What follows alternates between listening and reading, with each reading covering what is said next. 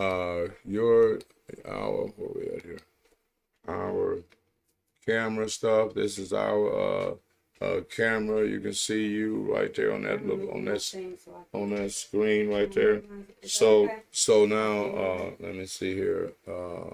So yeah, cause see you see you right there in that little square box right here. I can, but I got it. Hold on. Okay, so let me make this box bigger so that you can see where you want to be at. Hold on. Let me lower this so we got some good headroom. Right, like that. Okay, we cool. So yeah, so that's Miss Danielle right there. And let me get my camera here straight. Let me check real quick, see where we at, what we sound like, and stuff before we get and check 1 2 check 1 2 check 1 2 level seems okay.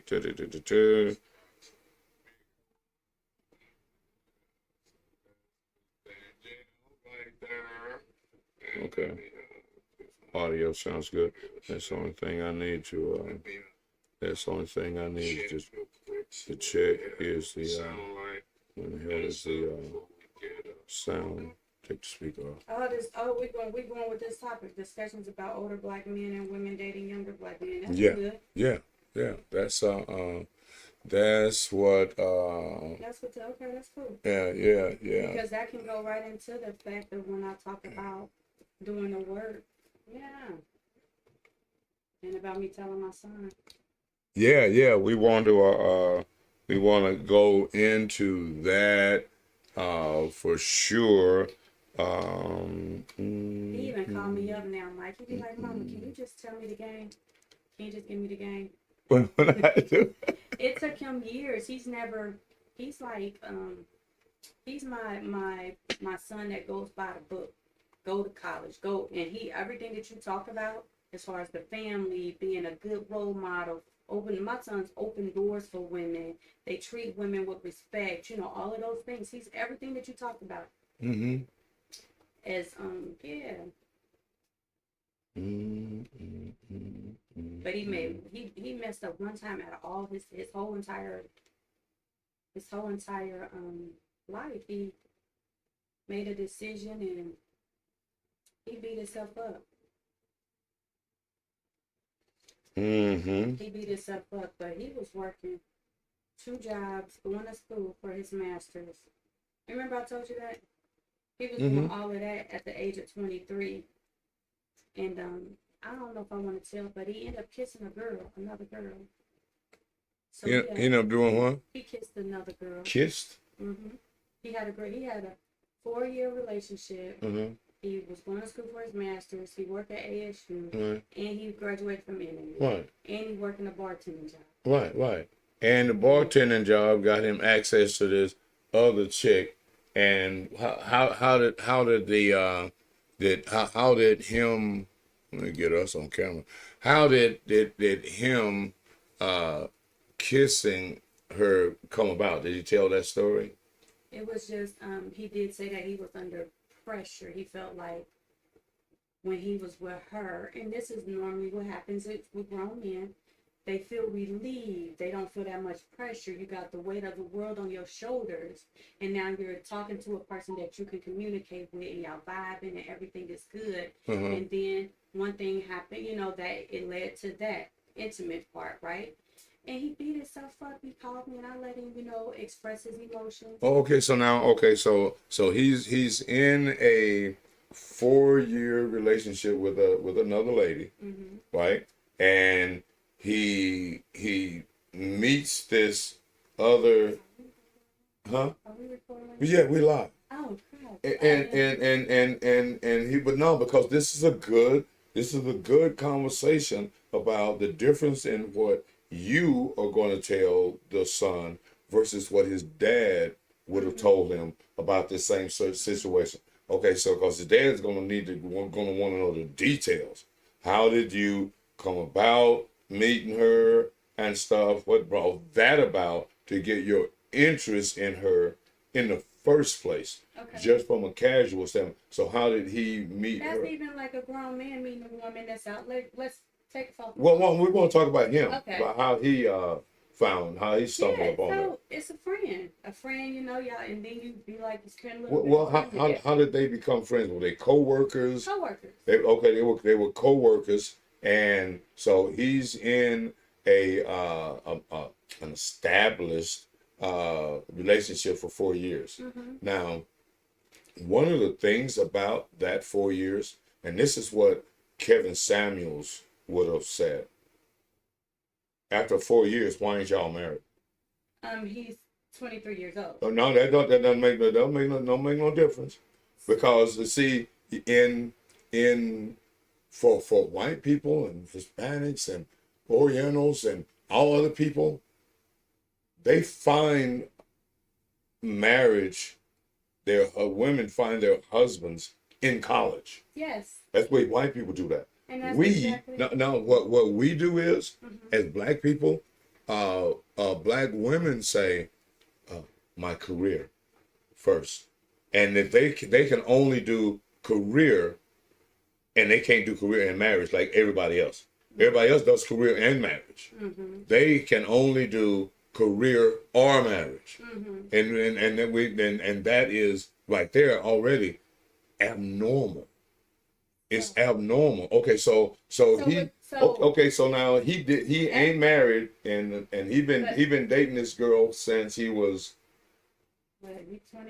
So he been dating her since he's like 19. Right. 18, 19, Mm-hmm. and he meet her in high school. College. He met her in college. Mm-hmm. That's where you're supposed to meet your husband and wife. That's where you're supposed to be. And everything that you believe in is how his structure was. Well, right? Okay. Now he about 4 years in. Mm-hmm. He's got a job now. Which job is this that he's got where he meet the other? It's his second job. Yeah, on his second job, he what's that? The bartender job. Yes. Yeah. Okay. So that's the bartender job. Right. So now, I mean, no, nobody knows him. Nobody knows who this guy is in college. He's cleaned that up. That was in, but that was a great experience. So now, he's got a girlfriend at the house. He's doing the second job. Not at the house. Not at the house. He had his own place. Okay, yeah. I mean, at the house, but I mean, she's okay. She's in her place. She been the long-term girlfriend. Mm-hmm. Now, the problem I have with her right away is, how come she ain't like, marriage is a prerequisite here? So the thing is that is where he was going. But the thing is that we're throwing the marriage out there, and when you get so what happens when you? No, what happened with him? Oh, so what happened with him is that he called me up and he told me what happened, and he like, Mom, and I said, listen, son. Wait a minute, what was his response? He said, Mom. Yeah, Mom, I messed up. Oh, right, I messed okay. up. I love her, Mom. I love her, and I messed up, and I said, okay, hold on, I understand. I let him get all of his emotions out. Right. Okay, son, and I told him it's a lesson or a blessing. Everything is a lesson or a blessing. Okay. All right, son. So what lesson you think was there, and the blessing? What do you think? The lesson for him is that at 23 years old, he has 2 jobs. He's going to school for his master's. That is a whole lot of pressure alone. And you have a 4-year relationship that you're maintaining. Okay. And you have to find time for yourself at some time with your sports or whatever. Right? Okay. So all of this pressure and all of this is realistic life for him.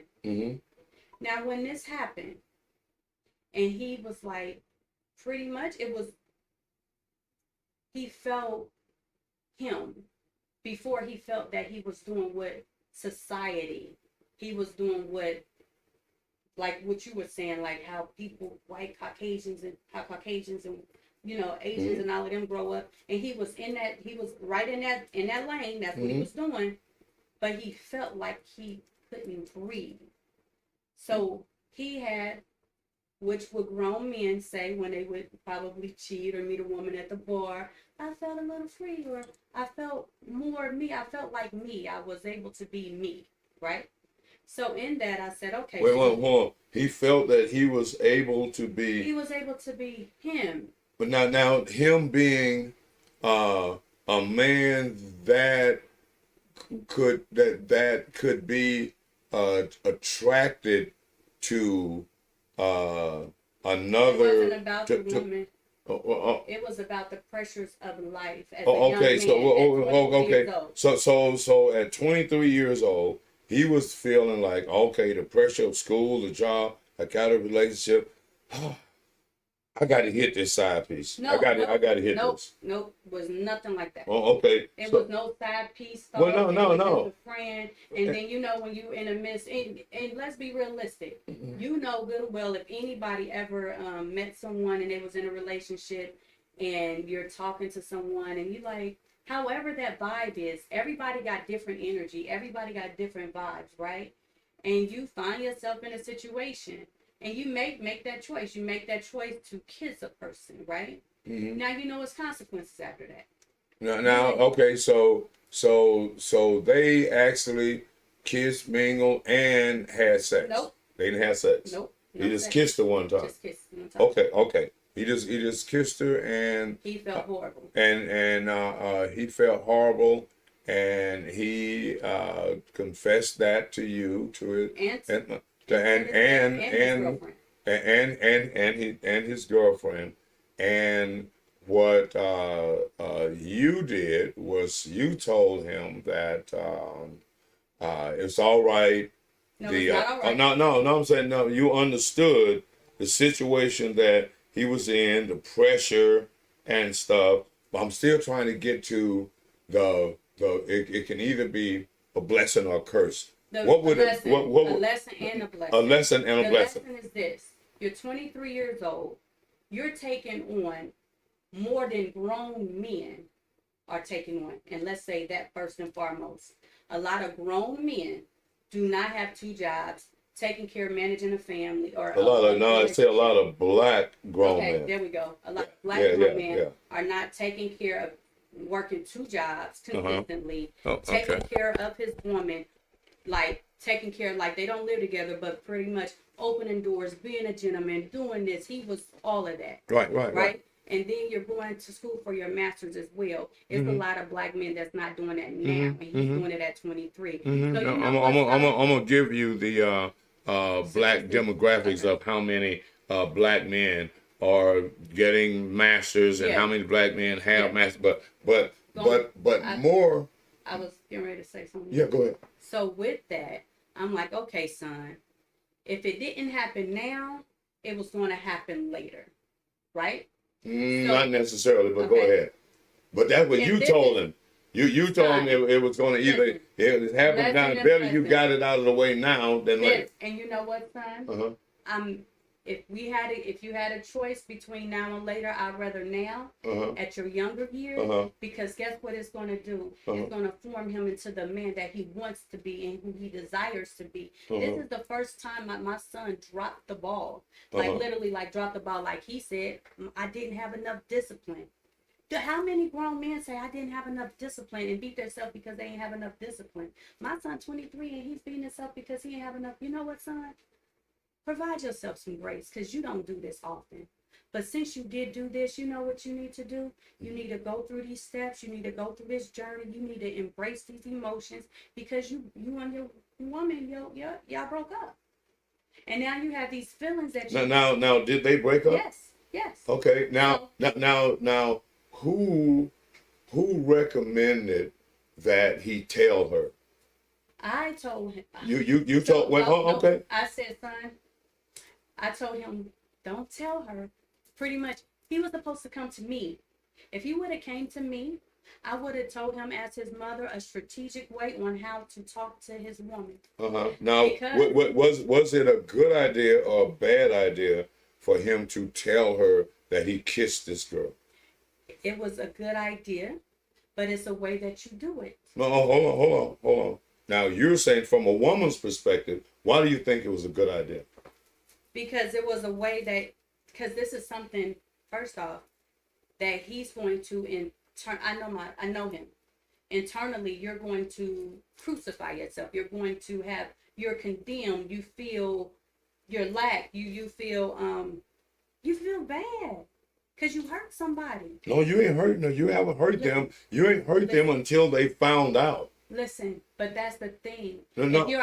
If you're honest with, for me. Well, okay, for you. For me. Right. That's a woman. For you, no, for you from a woman's perspective. Right. But from my son's perspective, it would eat him up, and that's why. No, you don't know what you're not. I'm telling you. Okay, but because see, I talked to him. I know. And that's why but you're talking to him from a woman's perspective. This is after the fact, though, mind you. Okay. He did not call me. He didn't say, okay, hey, he went in on his emotions and went on the road and confessed. Right. He went in on his emotions and went and confessed. Now that ain't something that men do. Okay. No, that's what I'm saying. Hold on. Oh, let's let them go. That's not something that men do, and that's not something that a father would have even considered telling her.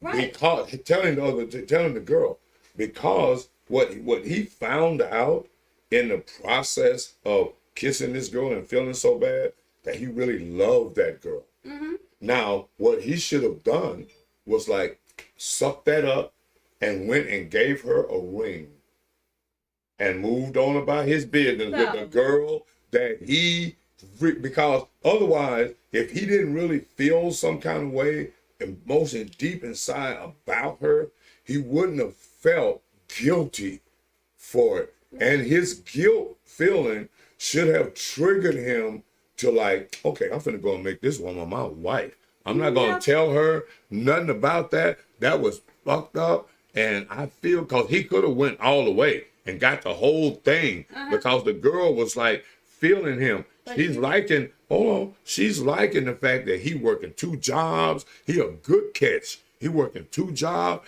He going to school. Oh yeah, I'm gonna try to squeeze into this. No, that wasn't her perspective. But you don't know what her perspective is. I'm telling you. I'm literally telling you. Okay. I communicated. I know. Okay. You communicated with her. She has not even been in. She's been not in a relationship for like 4 years herself. So he was in a 4-year relationship. Wait a minute. But what attracted her to him? First off, they're both attractive. No, just because they look good and all that. Women, okay. It's mental. Okay, no, it ain't. It's physical. You're not listening to me. What?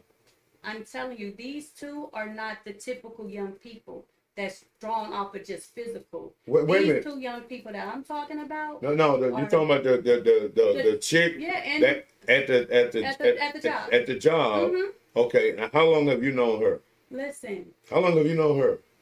As long as he's known her. Okay, so you know her personally. No. Have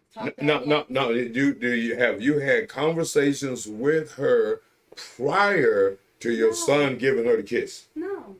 Okay, so there's no hey girl relationship between you and her. Okay, so now what you're saying is that you know how this girl thinks that you don't know.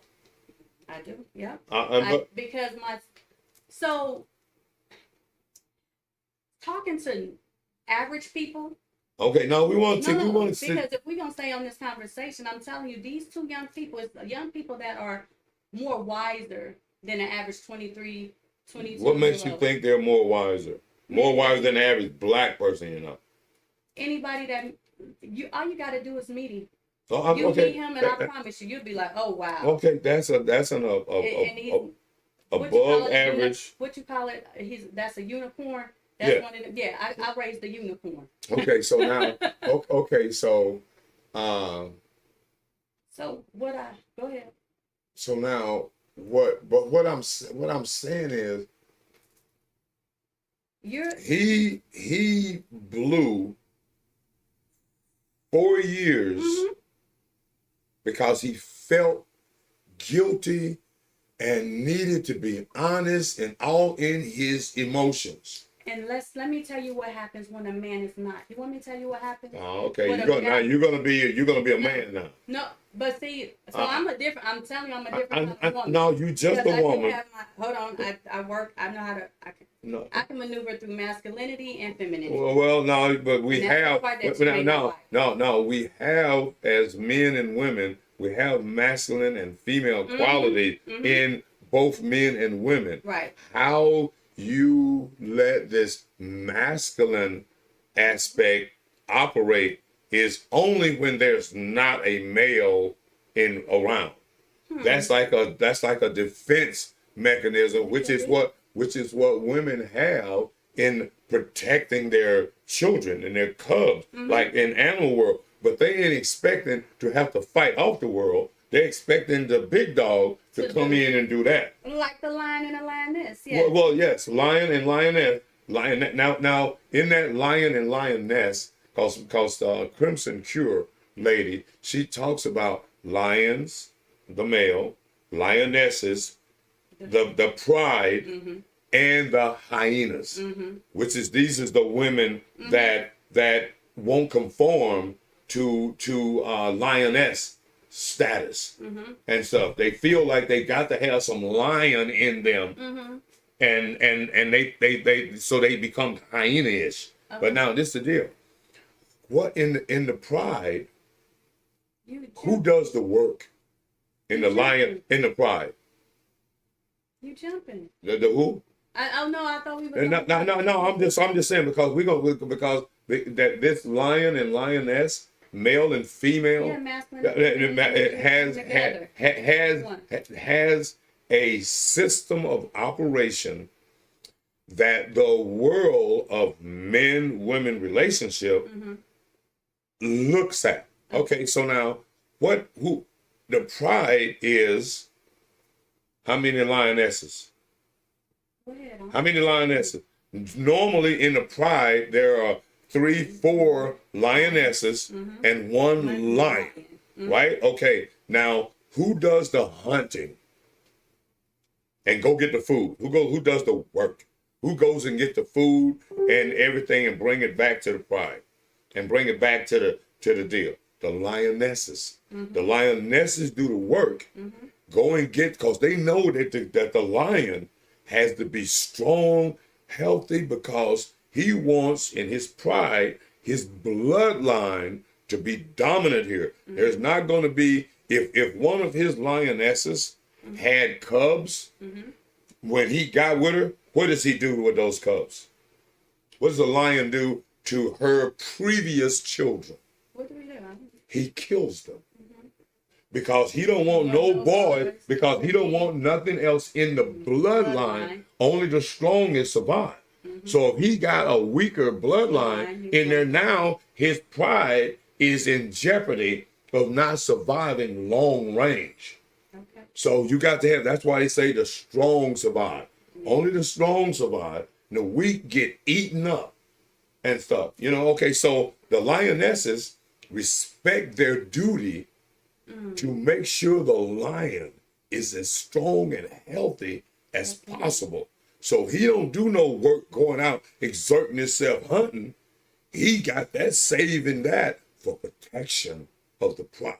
Another lion coming to the territory, his job is to protect.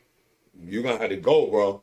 Right. You don't need you nowhere around here because you're gonna be sniffing up around one of my lionesses, and it's gonna be a problem. Right. Okay. So, pertaining to that situation. Now that's a marriage.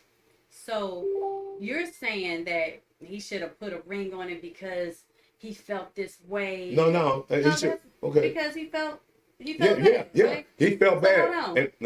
So then, do y'all if you feel bad, that's because you care for that person. But do that mean that was the relationship you were supposed to be in? Yes. Does that mean you run into the marriage? No. Okay. The reason why is because you felt all of these things on your shoulders.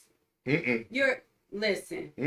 Blessing and blessing. So listen. So what happens now? This is what happened. Okay. So what was the blessing? I'm gonna tell you. Because now the lesson is, son. All right, you did mess up. Own it. Take accountability. Now, in that, find yourself Work on yourself. What is it that you were missing in yourself? Was it some things that you liked in yourself? Do you need to work on some things? And guess what? But listen, so the man won't work on it.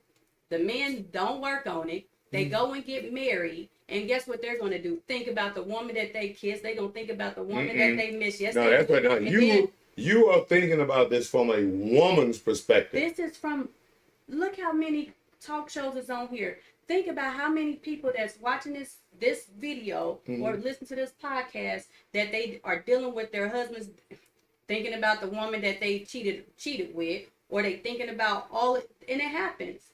But they steady the woman that they're with, stay in the relationship and still try to nurture it. But it's a lot of women that's married, that's insecure because their husbands then cheated, right?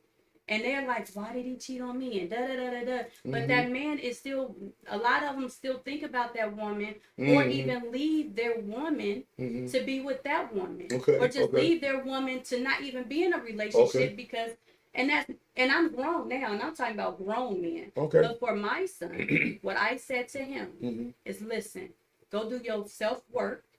Go work on yourself. And guess what he did? He went and was working on himself. What was he doing to work on himself? He said in those emotions. He said what? To sit in the emotions of a breakup. When people break up, you have emotions if you're attached to that person. If you love that person, you spend 4 years together. So it's like that breakup emotion stuff. You sit in those feelings. You sit in them? You sit in them. You let them happen. You don't stop them from. And most people, and this is something that back in the day they say you find somebody to replace that person, or you get up under somebody. You know that little saying. You go find somebody, like when you break up, you go find another person. That's why people get in these premature relationships and they don't last long, because you done ran from one relationship to another. You didn't stay there and sit with whatever happened, which you had to work through. Hold on. So You just said you didn't sit in the relationship with stuff that you got to work through. Yeah. Okay, but see, this is the reason why you don't heal yourself. No, you don't heal yourself. Relationship, marriage heals you. Wrong answer. Because I disagree. Go ahead. No. You may disagree, but. And you have the right to disagree with things that you don't understand. Okay, so you say marriage? Yeah. See, marriage is work that two people do for each other and stuff. Because you're gonna have in life as a man and woman, you're gonna have little obstacles that come up, pressure on the job, pressure like a guy. And he having a little pressure going on. But when he comes home, that's what his wife is for. She nurtures that. She nurtures that, and she consoles that, and like, it's gonna be all right. You the man. Don't worry. You got this. And that's what makes him grow. Yeah. Same thing with her. When she's having problem at the job, she go, oh honey, this what happened. He been working on. He don't want to hear that shit, but he's like, yeah, Dave, yes, okay. And then he's gonna listen to that. He's gonna come up with a rational reasoning of what she should do, how she should handle that and stuff. And he's gonna build her up. She's gonna go to work the next day. Yeah, I'm ready for the office. But when you run from those little stumbles, you weaken yourself other than strengthen yourself, because now you become a prisoner to those emotions when there's other emotions about to happen all over the world. And as a man, you cannot, men are 24/7 365 days of function. We don't have time to I don't know what I'm gonna do. Bruh, you better suck it up, bruh. And guess what happens? What happens? All of these men is out here that then sucked it up. No.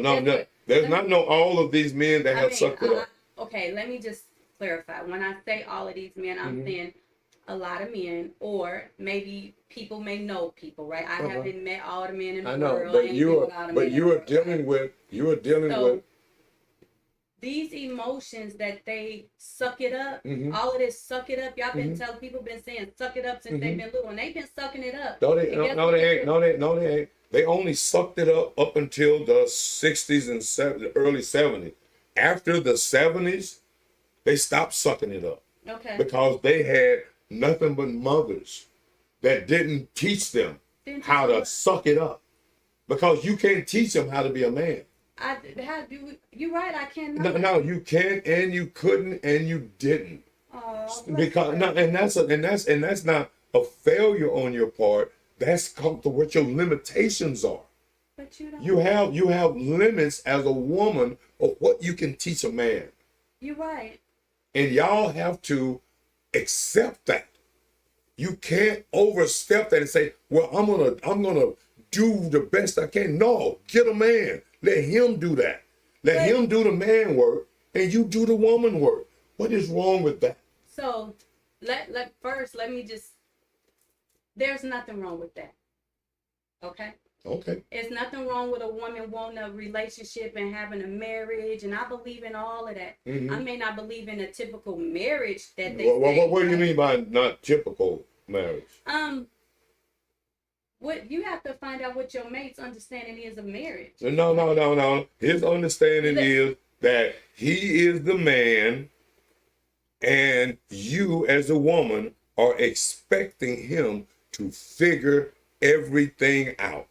And if he come up short, your job is to like, okay, you kind of messed up right there. Now, I told you that was like going to be a little shaky, but now that we know, now what you gonna do from here, bro? What's our next move? Right. And that's how she, even when he fall all the way down, she's like, yeah, that's come what, on, that's that's pair. That's pair, and that's what companionship is. That's what marriage is. Right, but ain't no buts in it. No, going back to the solution being that my son was supposed to go marry. That's not the solution. No, yes, it was. Because no. What he was supposed to do is, because the 4 years that he has used up of her life, and the 4 years that she has used up in his life becomes nothing. It do become something. No, it becomes nothing but a bad experience. It was her. But a bad experience. See, if you run to marriage, hold on. If you run to marriage, right? Say he runs to marriage. Not runs to. No, that's what it is, because I didn't date it, and when a man messed up, oh, you know what? No. Hold on. He done what you said. Come and bought me the ring. Excuse me, sir. Nope, I don't want to marry you. You asked me on another one, like, why didn't they marry you? Guess what? I don't want to marry no man that didn't. I don't want to marry out of hurt. But you don't. But you don't know it's hurt. He ain't told you about it. You don't even know it happened. But hold on. So you run at 23 years old and say, "I'm gonna marry you." No, right? He found out that he really loved her, and he should have really acted on that. And showed her the ultimate of that love. No. He should have went to her out of like not like right then. He should have planned a little dinner and some more stuff and proposed to her at a dinner or something, and they would live happily ever after. So that would be your solution. So my thought is, what is it that made you do what you do? Let's address that. Oh yeah. Okay. Yeah. And you know what that problem was? I'm the mother. Okay, so okay. Let's address that. Okay, so wait a minute, hold on, because what you need to ask him first, why y'all ain't already married? I'm not the one to force marriage. No. Your job. He thought about it. Yes. So, yes. That was his. No. After he been with her the first year and into the second year, why are you as a good mother, and you done analyze who this girl is, after a couple of years, y'all done sit around, y'all done had dinner, you done talk to her, because your job is to get inside her head and see whether or not she is a right fit for your son. Okay? Now, in the process of that, you making little subtle hints like women are supposed to do. Oh, I wonder how long is it going to be before I get some grandkids. But you know, we don't want kids out of wedlock. Woo woo. But now, and are you a good example? Do you have a husband? Right? You know what I mean? Because see, a lot of times you going into these kind of conversations dysfunctional yourself. See, you ain't feeling the importance of marriage yourself. So you're not going to encourage her as a girl, as a woman, to do it either. Now you on her side. Oh yeah, put the marriage out. Oh girl, I wouldn't rush into it. You ain't encouraging her to do what she's supposed to do. Is go up to be a great wife. You ain't encouraging. That's what her mother and her father, just to let you know. In my situation, her mother and father was cultivating her to do that. My son was being cultivated to do the same thing. To be a husband? My son was being cultivated to do the same thing. No, wait a minute. Not the same thing. Hold on. Now, I'm asking you. I'm telling you, to be a husband. To be a husband. He will tell you. Okay, he was being cultivated to be a husband. And he was on that path, right? But he had the wife. Then but see, the thing is, people don't deal with what's really going on inside. So if he deal with some things going on inside. So what happens is you go and get married. No. Wait, hold on. No, let's not jump. Let's not jump. No, most people get married. Most people that's been married 30, 40 years got married out of high school or in college. Which is where, no, they stay married 40, 50, 60 years.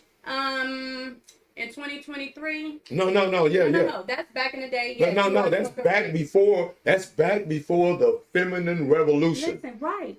But we in 2023. I know. I'm saying what you're saying is correct and it's true, and I agree with you. Okay. But what I'm telling you in 2023, and from when I was in high school and people got married, I call it the revolving door. If you don't, like, people get married young, they be together, and it's a lot of people that make it to 30 years anniversaries and all of that. It's a lot of people that's my age that has been in relationships, right? And then it gets to this stage where the woman wants to go out, or the man want to go out because they didn't get a life. They feel like they missing something. Then they end up leaving that relationship, and they end up getting into another relationship or living their life because they never lived their life. Wait, hold on. I think what is missing is this idea and notion of you living your life. Or you're gonna be so. No. But see, this is the deal. Your life is here to be procreated. It ain't here for fun. Life ain't about having fun. Life is about you having fun doing life with a partner. Right. And if you think that, there was a conversation yesterday on social media, and I'm going to ask you to define love. What do you think love is? What is love? Because people talking about, I don't love. What is love? Love is a ball of emotions. love. Okay, you said love is a feeling. Love is emotion. It's emotions. It's It's love. It's emotions. I'm gonna tell you that love is none of that. Okay. You know what love is? What is love? Love is an action. Love is a verb. Right. Love is what you do out of love. See, love is an action. Love is a man going to work every day and coming home because that action pleases his partner. Love is her making sure the home is clean and stuff. Love him making sure that the home is safe and everything shows his love. Yep, his protection. That shows his love and stuff. He don't have to say, "I love you." His actions say he loves you. Words, right. Yeah. So people's actions is their love. And if as a woman, she's not convincing the guy that she love him by her actions, then she really don't. And him, like your son, his feeling, the way he felt by kissing that other girl, showed his love for his real woman. And he should have did what was normal. Why do what's normal when you gonna restrict yourself for the rest of your life? When you gonna what? Restrict yourself. No, restrict what? Let's be honest. No, wait. What is he gonna restrict himself from? What if you're doing what's normal and that's being a husband and having a family at 20-something years old? Yes, and you're like, hold on, wait a minute. I want that, but I want this in a different capacity. Maybe it's some things over here that's not right, and we're not dealing with this in a woman. And maybe it's some things with me that's not right, and I'm not dealing with it as a young man. Maybe I need to get myself together and spend time alone with myself and see who I am as a person. And maybe she needs to sit with herself alone. No, that sounds like they both. No, that sounds like they both needed therapy. No. You can be your own therapist. How you gonna be your own therapist? Let me tell you something, because it's this thing about self, like doing your self work. No, that is just that's doing your self work is avoiding. That is saying that I'm gonna get perfect before I can be human. No, I'm going to heal myself of whatever I need to heal myself up before I get into another relationship. When I find my wife,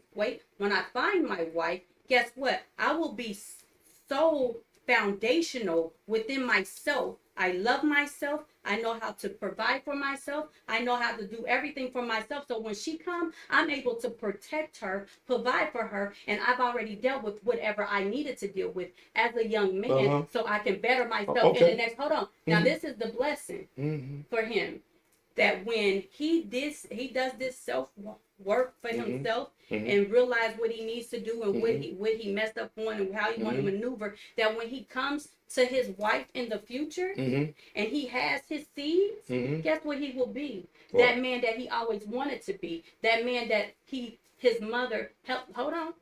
He will be a faithful husband. He will strive. This is him striving. But sometimes you go through some challenges and go through some things where you have to learn. So that was the lesson. The blessing is now when he get in another relationship and he say, I want to marry you. Guess what he's not going to do? The same thing that he just did in his 20s. The thing is about grown men, they do some stuff in their 20s and they run and go get married. But then they still have these thoughts about the other woman. They still have these thoughts about, what if I did this? And you can sit there and shake your head. I know. Okay. I'm just saying. So what do you think the numbers are? Because number, man. Yeah, I know. What do you think the percentage of women cheating versus men cheating?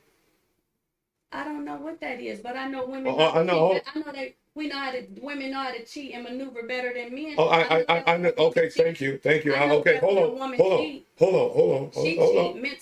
No, she cheat all the time. No, hold on.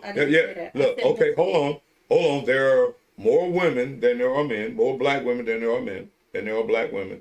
I mean, black men. There are also more white women than there are white men, and this is like normal in society.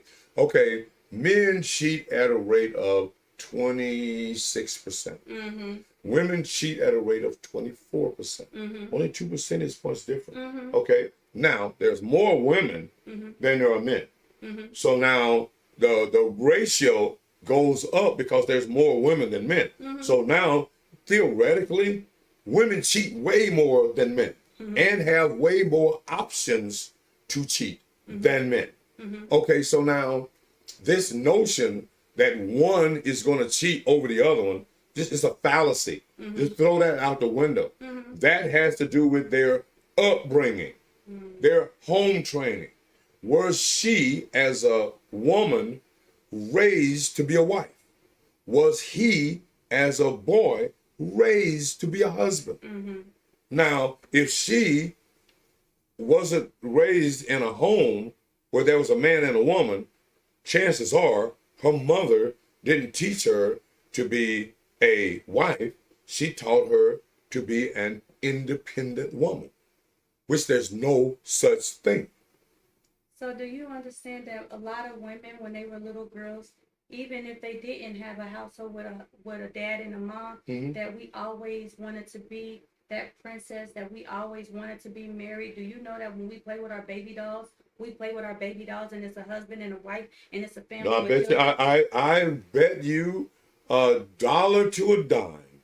If you take, and this would be a great experiment. If you take some girls, take some girls like between, I would say 10 and 15, Mm-hmm. and you put a bunch of dolls, some boy dolls, some girl dolls, Mm-hmm.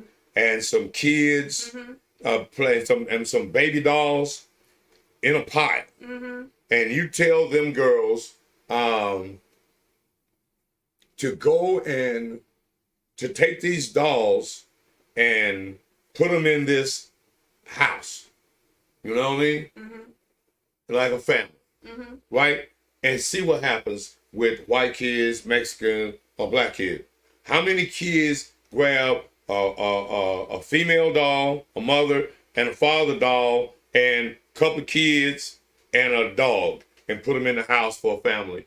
Versus how many girls leave the boy doll over there to the side, get the little baby dolls and the mom and the dog, and put them in the house? I bet you in this pseudo experiment that the black girls are going to leave the boy doll, the husband, out of the family. We don't. The same. That's not what we women desire. No, I know. Wait, hold on. Tell you what happened. Wait a minute. What do y'all desire? We do desire to be in a healthy, loving relationship. Okay, relationship, not a marriage. No, a husband. No, okay, well say no. Let me say a husband. Okay, right? so let's not get relationship and a healthy marriage. Let's not get relationship and marriage confused. We want a healthy. Some of us want a healthy union. Some of us want a healthy marriage. No, a union is like when two gay people get together. Okay. That's a union. Okay, no, we just don't want to get the marriage license. No, because okay, see, my bad. With America, however they say. No, even the license. Everybody. Okay, so everybody don't want to be married. Okay, I understand that they might not want but to we be. want a mate. No, but you don't get a mate. We're not animals. You don't get a mate. No, I'm serious. You don't get a mate. So we can't have a union. We can't have a union that's not with a paper, but we But have why? to be married. But why? Do you have any in a situationship without paperwork? Where do the what is your security if the situationship or relationship goes sideways? If it's a breakup after, like, I don't know, 5 years, 8 years, the average marriage only lasts 7 years. So let's say your situationship lasts for 7 years, and either you decide to go or he decides to go. What is your what is your security? Is there a golden parachute? Is there a safety net for a relationship or situationship? People can have discussions. Like I'm saying, is there? This is what I require. This is what I would like in our contract. I don't know about the marriage that they got going on in America. Right. But for our contract, this is what I would like. Right. ABC. And he said, "Okay, love, this is what I like. Right. If it don't work out, this is what we'll do." And guess what? All right. Okay, so now That's now. So you think that handshake agreement is going to hold up in court? Well, we have listen. No, hold on, because y'all. Okay, y'all gonna have kids. Okay, we in this situation. Yeah, y'all in a situationship, and a situationship is just like pseudo marriage. Okay. So in marriage, you got kids. Okay. Yeah, you're gonna have kids. Okay. Now, and the responsibility for those kids is for that their baby's daddy or they father. Because baby's daddies and fathers are two different things. Okay. And with two different responsibilities. Okay. Because dudes that just got babies don't take care of the obligation of being there with them every day. Whereas in that baby daddy thing, oh, he might not see the kid but once a week, once a month, every 6 months. But what if he see the baby every Wednesday, every weekend, every other like okay. going on every week? Okay, every week and not every day. Okay, because the father gonna see his kids every day. If he a husband, he gonna see his kids every day. If because every day, in a relationship and we decided to go our separate ways, and it just so happened that he's not able to be in that baby's life every Monday through Friday or Monday through or Sunday through Saturday. Now who gonna make that decision though? You think you and him can make that decision? We did make a decision. No, y'all lived it. I've done it. Yeah, we made a decision. Okay, so. But it worked out for us, and everybody is not like that. Well, everybody don't have a good co-parenting relationship. Well, look at where the society is. Since 1973 to 2023, 50 years. So that means we're looking at the average man or woman under 50 was raised in a dysfunctional home. Okay. Okay. So now anybody under 50, you can't expect them to know about marriage and family because they haven't been taught it. Okay. So now when you look up today and you say, oh, there ain't no good men. Yeah, there's nobody raised any. That's what's going on now in 2023. Yeah. That's 50 years later. That's 50 years after the damage. My son is a good one. Thank you. Yeah. But see, he's a unicorn. He's an exception to the rule, but not the rule. The rule is only 1 out of 4 black women will be married in their lifetime. And we're gonna look up some data on the difference in how much money men make, black men, over how much money black women make. Black men make more money in our society than black women. Okay. So to assume that the woman is more capable of taking care of the kid is a fallacy because she can't earn enough on the average. Okay. And on the average, black families headed by women are at the top of the poverty line in America. Okay. So the numbers say that you being on your own with that man's kids is a failed operation. Now, the society, as we see it today, is like savage kids. Savage kids. Boys just run just wild. Girls just wild. This has come from 50 years of no guidance and discipline. Right. This has become of 50 years of no fathers in the house. Right. Now, what we want to do is, do we want to look at how do we continue down this path of destruction and failure, or do we right the ship? Do we right the ship? In righting the ship, that means we're going to have to make some sacrifices. And what's that? Marriage? Just to hurry up and get Yeah, no, not hurry up and get married. Get the contract with the person that you with and ride it out. It says for better or for worse. What y'all do is, if it get worse, I'm out of here. It's not that. No. What y'all saying? If it gets worse, I'm out of here. If he gets sick, I'm out of here. If we don't get rich, I'm out of here. Y'all want the ability to escape. You don't get to escape life. I don't think that's. You get to grind it out. As man and woman in a unit, building a family, building wealth is what you're supposed to be doing. Right. And you don't do that as two people that made a personal agreement with each other.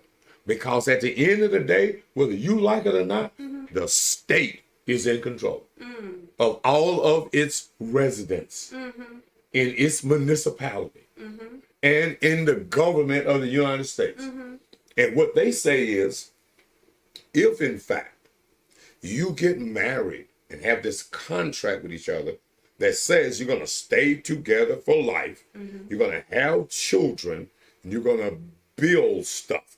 Okay, the contract says, if in fact he does something stupid, you get to get half. And the contract says, if she does something stupid, he get to get half. Now, that is a fair and equitable agreement that adults should be able to suck it up and say, we in. If you fuck up, you know what's gonna happen, right? And she's like, you fuck up, you know what's gonna happen, right? All right, cool. Now let's go. Now what's our plan? Our plan is, boom, normally we start out in 2 apartments. Okay, we're gonna get rid of one of them apartments because we're gonna stack our money. Bam. Now we got combined resources. Now we in 1 apartment, we're gonna save because we're gonna put a down payment on a house. Boom, we're gonna get a house. Boom, now we got a house and stuff. Okay, now time for us to have some babies. We're gonna start having some babies and stuff, boom, boom, boom, and stuff. And shit, I'm thinking, as a guy, he's looking at his income, his future. Like, I'm gonna have to get some more education. I'm gonna have to get a side gig or something. Boom, boom, because we're gonna need more money. We got kids coming. Woo, woo. She's thinking, same thing. In this world that we live in, both people gotta work and stuff. Medium income for a black woman is $37,000. Medium income for a black man, $44,000. Okay, them average niggas. Average black man make 44, average black woman make 37. 37 plus 44 equals, boom. Y'all can't work with that? Y'all can't work with 80-something, 90-something thousand a month? I mean, a year? Y'all can't do that? Y'all can't build on that 90? How we get this over 100? How do we get this to 150 and stuff? How do we build assets and stuff? Okay, so at the end of the day, y'all building, you got a house, couple cars, some rental property, and he cheat. He go out, you find out, found some rubbers in his pocket or something. You like, you know what, bro? We got a good thing going on here. Now, what I'm gonna do is, I'm gonna give you a chance. You know, we play playing baseball right now. You got 1 damn strike already. All right. But we got a lot of stuff. You know, if I go to the divorce court right now, I'm taking all this shit, bro. And he's like, oh, baby, I know I fucked up. I know I'm sorry. I love you so much. I just slipped. You know, woo, this happened. All right, cool. I got you. What? And then y'all gonna have this conversation. Well, what is it that you thought you were gaining or that you were missing? Well, you know, baby, I be coming in. I be wanting a little something. You be like, oh, I'm tired. You know, we got the kids and stuff. And shit, baby, I got needs too. And you like, and she's, I'm stressed about work and I got right. I know all of that. All of that. Now, he got stressed too.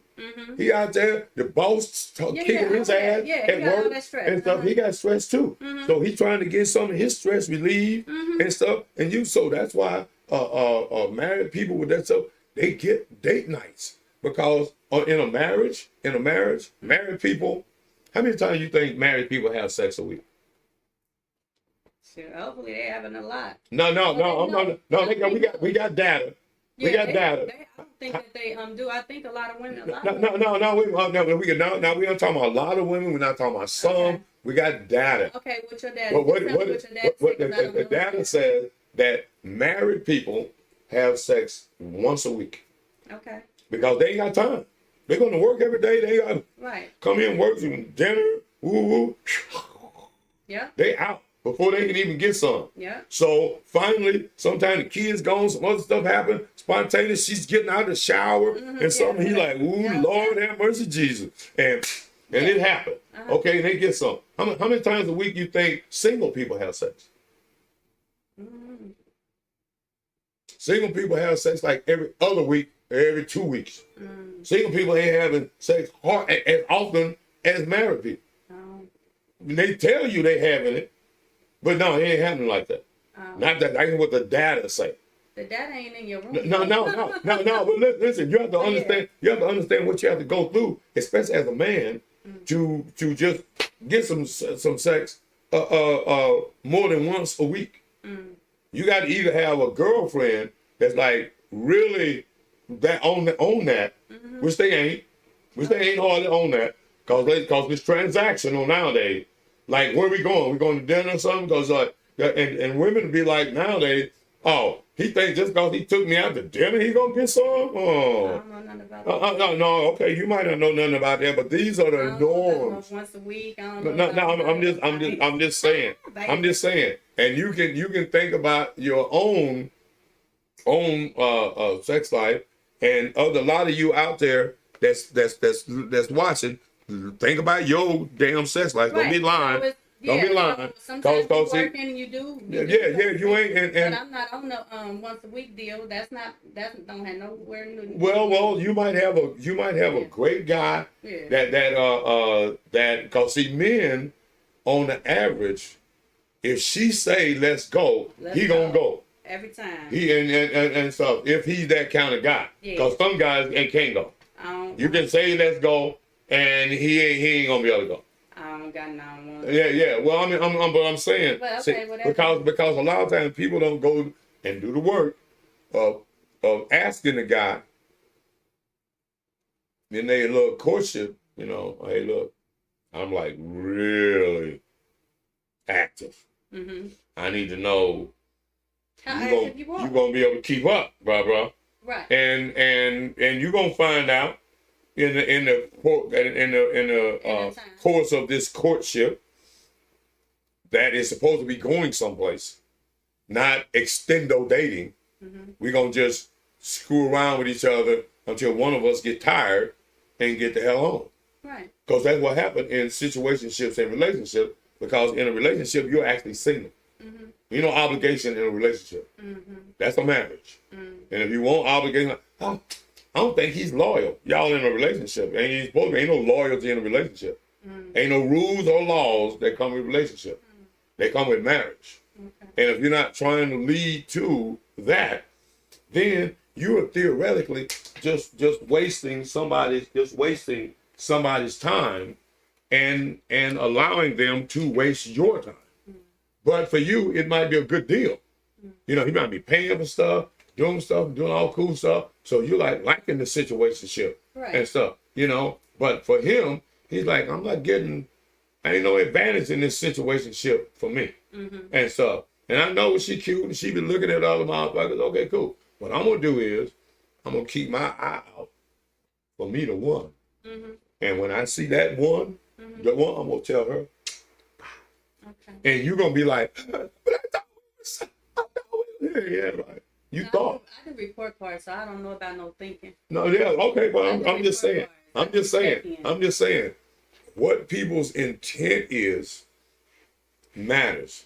If you in a relationship and you thinking it's gonna be like forever, well, it ain't. Okay.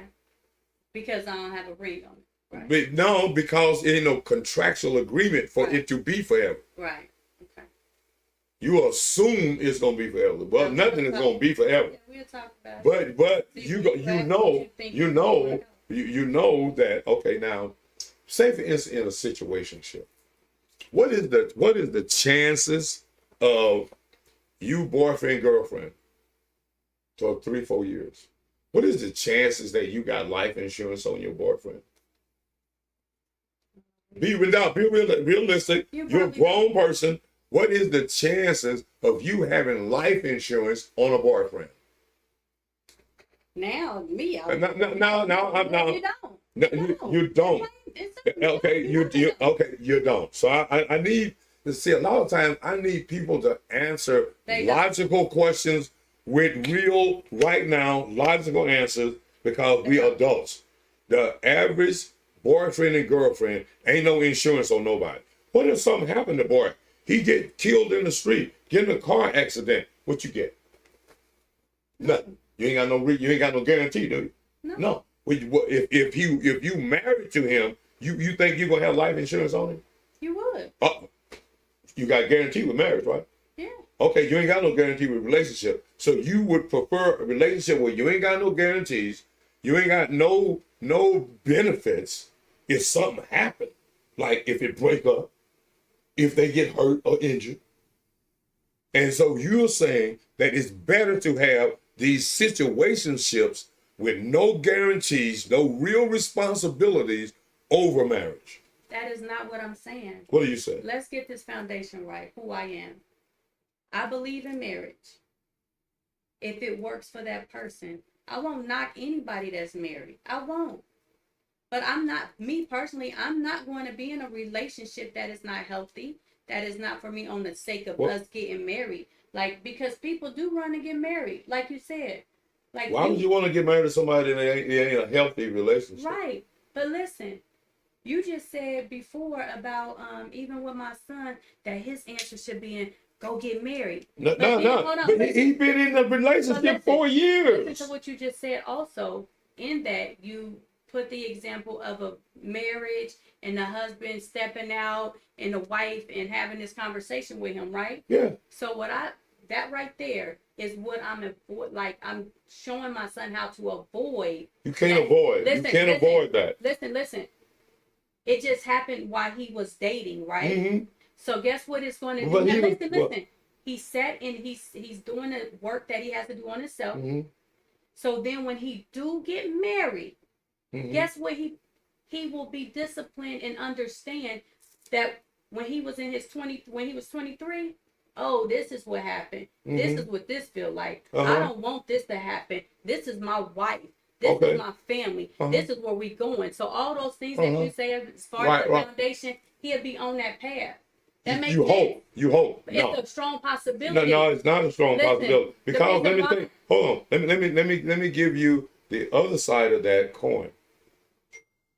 He told her about it, the 4-year girl, and they broke up. Mm-hmm. You don't think that he's thinking every day, fuck, I should have kept her. I should have married her sooner. He's beating himself up with the failure of that relationship. You're not. No, you don't know that.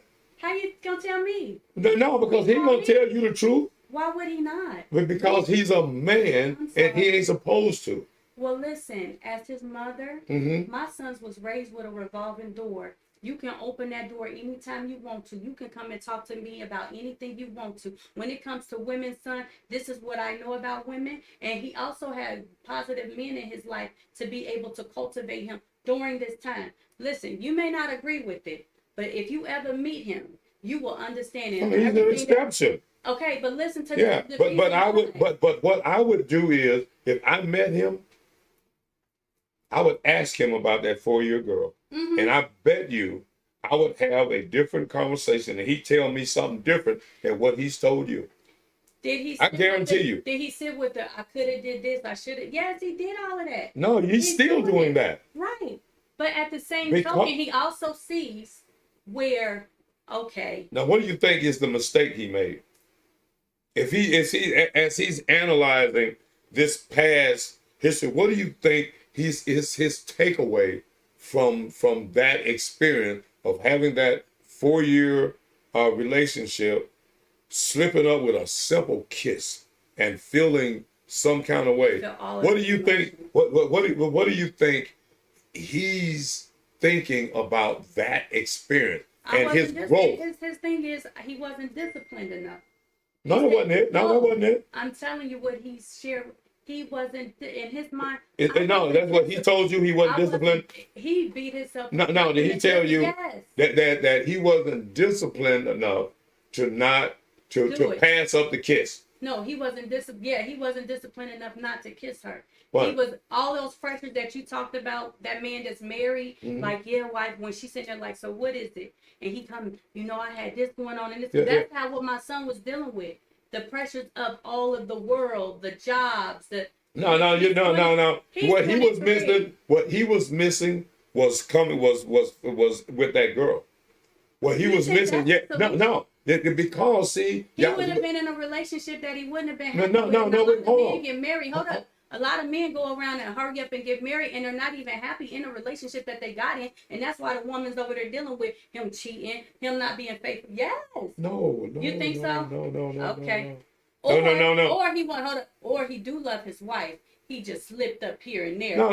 But see, I think what y'all look to as being a slip up is normal behavior for men. It ain't no slip up. It is no slip up for the lion to have a pride of 4 or 5 lionesses. So now we're talking about what's that, polygamous? Yes, it is. Okay. So no, but polygamy is natural. And that could be true. Now that could be true. It's true. So let's. Because men are created to have babies. The men are created to recreate. That's. Wait, hold on. Hold on. Yes, hold on. Okay. Women are designed to have children. Mm-hmm. Have a biological clock. They have a window of opportunity. Yes. To have children. Yes. Now, when they're with a man, mm-hmm. now their window of opportunity closes at 40, 45, mm-hmm. 50 max. We're really stretching it. Okay. Right? The man at 45. It's okay. I got it. At 45, 50, 60, 70, 80 is still procreating. Okay. Biologically speaking. Right. Mm-hmm. Okay. So now what modern life wants to say is that man is supposed to be done procreating once his one wife ages out. Okay. That's what y'all are saying. That God said, the creator that created man to be able to continue to procreate, mm-hmm. intended for him to stop procreating mm-hmm. when at the woman's mm-hmm. leisure. Okay. Do you think the woman is supposed to control the man's lineage? No. That's a very honest and straightforward, correct answer. Okay. And hold on. Kevin Samuel used to ask women this question about marriage. He says, you want to get married? She said, yes. He says, how many kids would you like to have? Two, three. Now, that's wrong answer. You know what the answer is supposed to be? What? However many children my husband wants. Okay. That's what the correct answer is supposed to be. And who makes that correct? The man. Okay. Makes that correct. Okay. Because he can have more than one of you mm-hmm. and have kids. Mm-hmm. And that's an agreement that they agree to. No, I mean... in America. In a marriage, when a lot of people, when they get together, and they're talking about marriage and stuff and having a family, they're going to have this conversation mm-hmm. about how many kids they want to have. Yes, they are. And they're going to come to an agreement because they are Christianized Americans. And in a Christianized American society, the man is going to be somewhat submissive to the woman and say, okay, baby, you only want to have 2 kids. Okay. But that's not natural. Right, it's not natural. That's not natural. No, y'all supposed to keep on reproducing. And because from a human standpoint and kind of a biblical standpoint, the Creator gave man everlasting life. Mm-hmm. Both spiritually and physically. But his physical everlasting life is only through his procreation. Mm-hmm. Long as he has offspring, which is one of the reasons why back in the day when we had the military draft, if you were the sole surviving son, if you were the last son, you can't go into the military. Right. Because that's going to end. That takes a chance of ending the bloodline. A man's bloodline is important. Right. Now, women have decided in our modern society that it's not. Okay. That she controls his bloodline. Okay. And that is a problem. And I can understand that. But we also have to understand that. But we always have to understand that what? The reason I say that is because we're human. No, we were human designed to do what humans do, with procreate. Okay, now, we are humans influenced by Christian philosophy to only do for a woman to be aggressive and not submissive. I don't believe in that. I don't agree with that. No. You believe that a woman should be aggressive, and there's a role for her aggressiveness in a family. I feel that a woman has a place. I feel that it's nothing wrong with a woman being submissive to the right man. I don't feel that it's anything wrong with being married. I don't feel it's anything wrong with my husband having children with me. Now, if we have an agreement and he say, hey, I want to have multiple children and love, are you willing to have 10 children? I'm going to say, hell no. Right. And he may say, you know what? Well, I know such and such. Well, no, he's okay. Listen. Okay. So and I'm just saying, if the relation, if the people talk about it, and she say, well, you know what? I'm not willing to give you the 5 children or the extra 5. You can go and you can have some children. Okay, so now, lady. okay, so that's when people agree with a polygamous lifestyle. Oh, okay, yeah. But a lot of us women well, don't. I know. Y'all are not agreeing to anything. Who? Women nowadays. Why not? You're not agreeing. You're not agreeing to marriage. You're not agreeing to family. You're not agreeing to the man being the head of the household. You are not agreeing to any of that. I do. Well, you're an exception. I do. You're an exception. Because the man is and let's just talk about a man being the head of the household. It's women out here that really do believe everything that you're saying. They even get married though and be like, yeah, I marry you. And they have a husband, but they don't allow the husband to be a husband. They want the husband to be a husband only up until he start laying down the law on the children. They allow the husband can be who he is when he's providing and he's doing this and he's doing that. But when it comes down to, hey, my daughter don't need to date this young man that's coming through me. He don't qualify. The mama like, oh, it's okay.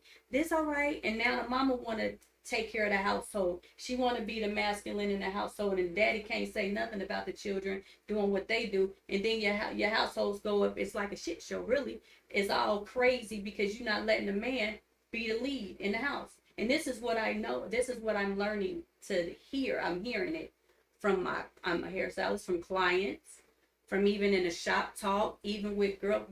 I get to hear a lot of things pertaining to how women think. And this is what's going on in 2023. And the women are not letting the men take the lead. But how did that happen? How did women? You gotta remember from back in the day. Well, not from back in the day. Not from back in the day. No, only when they grew up. No. Like women around. I'm 44. Right. When they grew up a certain way. They seen a certain thing. They grew up primarily. And as they grew up primarily in one parent household. Right. Okay. So let's get that part. Yeah. So already, but the majority of Black women 45 and under grew up in dysfunctional households. I grew up in one of them. Okay, I know. Okay, I believe in what I believe. No. You know okay, no. You got your belief from your dysfunctional household. I got my belief that I want to be married. I want a healthy relationship. I wanted to have children in a healthy relationship, and I know it's gonna be ups and downs. And then, but when that down go really, really down, and you didn't give a man an opportunity, he might have slipped up. So what you call slip up? Okay, I'm stand by your side. You my man, and I'm now let's. So you're sticking by him. Okay, well hold on. And then he slip up again. Hold on. What? We got the man slipping up a lot. Women slipping up. Okay, so now what happens in this same relationship, this same situationship, when she slips up? Is he gonna stick by her side? No, well, normally he does. Okay then. 90% of the time, men look over her slipping up. Okay. All right. Now they got. Okay, but she don't always and hardly ever deal with him slipping up. That, you know what, I don't know statistic wise, because I know you'll say that, but I know a lot of women that stay with a man that has cheated, like infidelity, that stay in a relationship. Mm-hmm.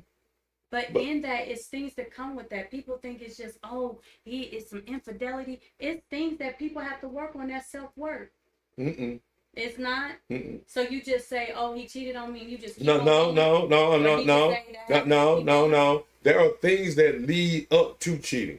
Okay. There are things that lead up to cheating. Mm-hmm. There is something missing in the household that leads to a person thinking that they need to go outside the household to get what it is that they're missing in the household. Okay. But what we still need to understand is, because there's only a small percentage, 2 percentage points different between men cheating and women cheating. Mm-hmm. So basically, it is just as good a chance that the woman is going to be cheating as the man. Okay, now, 80% of marriages that end, the woman initiates the divorce. Mm-hmm. So the majority of divorces, women are getting out of the divorce, not the man. Mm-hmm. Okay, so now, and the majority of the time, they're using the superficial thought, I'm not happy. Ain't nothing in the marriage vow says anything about anybody being happy, her or him. Mm-hmm. It says for richer, for poor, for better, for deaf. It don't say nothing about who's going to be happy. Mm-hmm. Because again, happy is an action. Mm-hmm. It's not a feeling. We want to live in this world of feelings over reality. Your feeling, that's why with men, when we make decisions, we have to make decisions minus our feelings. We have to make decisions minus our feelings. We have to look at what is the most logical and rational thing to do under these circumstances. And sometimes that is a very painful decision to have to make. Right. Like, we're going to pack up and move because my job, I can't get work here. I can get work in this other state, blah, blah, blah. I did the research, blah, blah, blah. Oh, the wife is, but the friend, the kid, I got to make new cash, blah, blah, blah, blah. Yeah, but this is going to be painful. But shit we got to do. And somebody got to come in and go over the feelings and make the right move. You know? And that's where men come in. Because we keep emotions out of the game. Right. But since the 70s, since 50 years of women leadership in the black household, the men in their feelings. Because association brings about assimilation. This is a psychological truth. So men have feminine characteristics over masculine characteristics. They use their emotions over logic and rationality. So, and it is what it is. Is it logical, like if a man have emotions, right? Well, because everybody have emotions. Well, right? Well, see, but listen. So hold on. So if he say, hey, let me sit in this, let me process these emotions because. Process the emotions. Listen, yeah. No. Because if I don't, it's gonna hunt me. No, it's not. It's not. No, men don't get hunted. Okay. Men don't get hunted by decisions they make. They stand on them, good or bad, right? And keep it moving. All right. We ain't laboring. But y'all don't learn. No. We learn. How you learn? We learn because we see the outcome is the teacher. Okay. The outcome is that was a bad move, bro. Okay, don't do that. Okay. And now we gonna, bam, we own. Okay. We ain't holding that in because that's gonna affect the next time we get in one of these critical situations. See, we learning as we go. We're not carrying this baggage. So hold on. A lot of men carry the baggage though. Because they've been raised by women. Hold on. But then I teach my son, don't carry the baggage. But you can't. Hold on. Look at the situation, suck that up, sit in them feelings. May take you about what, a couple days, whatever. Get them feelings out, and then you go ahead and now you in your No, don't do that. Don't do that. No, that's relying too much in your feminine side. What men do with their emotions is they go do some stuff. They go do some stuff. They go do some stuff. They go racing car, driving a motorcycle. They go and get fucking drunk. Yeah. They go and do and get that out of them. Get that out of there. Yeah. That's what they do. That's what they do. And then again, another relationship. No. You stay in the relationship. Oh, you don't get in no relationship. You don't get out of and then get back. No, life ain't about quitting. But listen, what I'm saying is at the core, when you're learning, right? From a good foundation. Instead of going and go get drunk and do that, you just say, you know what? I did this. It don't feel good. Let me just go ahead in my apartment, do what I'm supposed to do as a man, go to work, do all of these things. But I sit in these emotions, so then these emotions will not come to me later on because I reached them, I attacked them, and okay, that's some feminine stuff. But that's some feminine stuff. Listen, so you can go back and forth with me, but in order for a man to have a healthy relationship, for him to be able to sustain his wife, for him to be able, hold on. For him to be able to sustain his wife. Listen, when you're wait a minute. Sustain his wife. Relationship. No. To sustain his wife. No, let me rephrase that. To sustain the relationship. Sustain the relationship. No. Because the thing is that when he go out and he drink and he do this. Well, I mean, he might. Whatever it is, his outcome is. Whatever his release is. Well, yeah. Right? Yeah. Men supposed to have those. Yeah, but he still haven't set with the situation. Yeah, he did. How? He went to go bang it out. No. He accepted it. He accepted the failure. Okay. And he moved on from that. But what? We don't carry that. No, it's not. The thing is that this is the part you're not listening. Men, I'm telling you, I'm a woman. We dated you guys. I know. No. You've dated guys that have been raised by women. No, I'm sorry. Yes, you have. Because the data shows that. I know what I dated. Oh, okay. So why aren't you married to one of those guys? You're not. Because I don't want to be married after being hurt. I don't want you to marry me after you hurt me. I don't want you to marry me. Say we're dating. And you drop the ball, and then you come back. Listen, baby, I want to marry you. No. That's not the way it works. What you do? That's not the way it works. What you do? Even if, in fact, the guy slip up, whatever it is, he slip up. He might have been not supposed to be drinking, and went out and got drunk, wrecked the car, and stuff. You know what I mean? Got DUI. Her thing is going to be, look, husband, look, guy. It's obvious that we're going to have to get some professional help and stuff. And you need to go to do some counseling.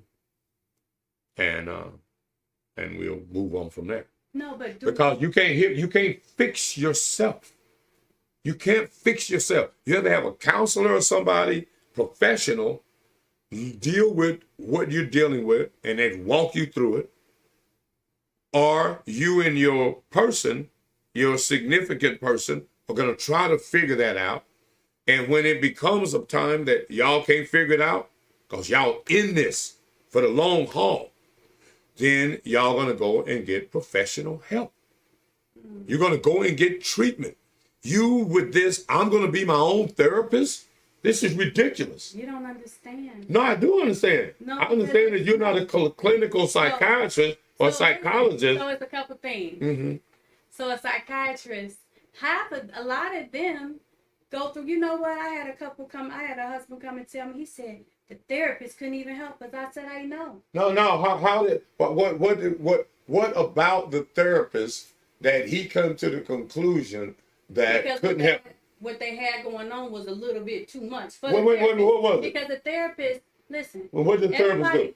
I've been a therapist. No. Are you a trained therapist? I went to a therapist. Okay, you went to a therapist. And I was like, male or female? It was a female. Okay, cool. And Kevin Samuels. And I've been to a male. Okay, Kevin Samuels recommended, before rest in peace, Godfather, that women don't get advice from other women. So I've been to a male as well. Okay. So you go there, they like, They jotting down some stuff. Right. By the first visit, okay. We come back to the second visit. Danielle will go and research. I will go inside of me and see what it is I need to fix on me. Mm-hmm. See, it's a lot of people that don't get foundation. Now, wait, hold on. Wait, how do you know what needs to be fixed and what doesn't need to be fixed? Because everybody know what their fault is. No, they don't. I mean, listen. Oh, no. Listen. When they're by themselves, some of them don't see it, and I'm saying 90% of people don't see their fault. Well, I know for me. Well, okay, I told you you're above average, but we can't use that. Okay, but we can't use that for everybody. It's a lot of, like, women. When they get in relationships, it's a lot of things that we see as red flags. Like that what? We don't, give me one. Any. No. What would you say is a red flag? You meet a guy, and you having a conversation, and what would be a red flag for you?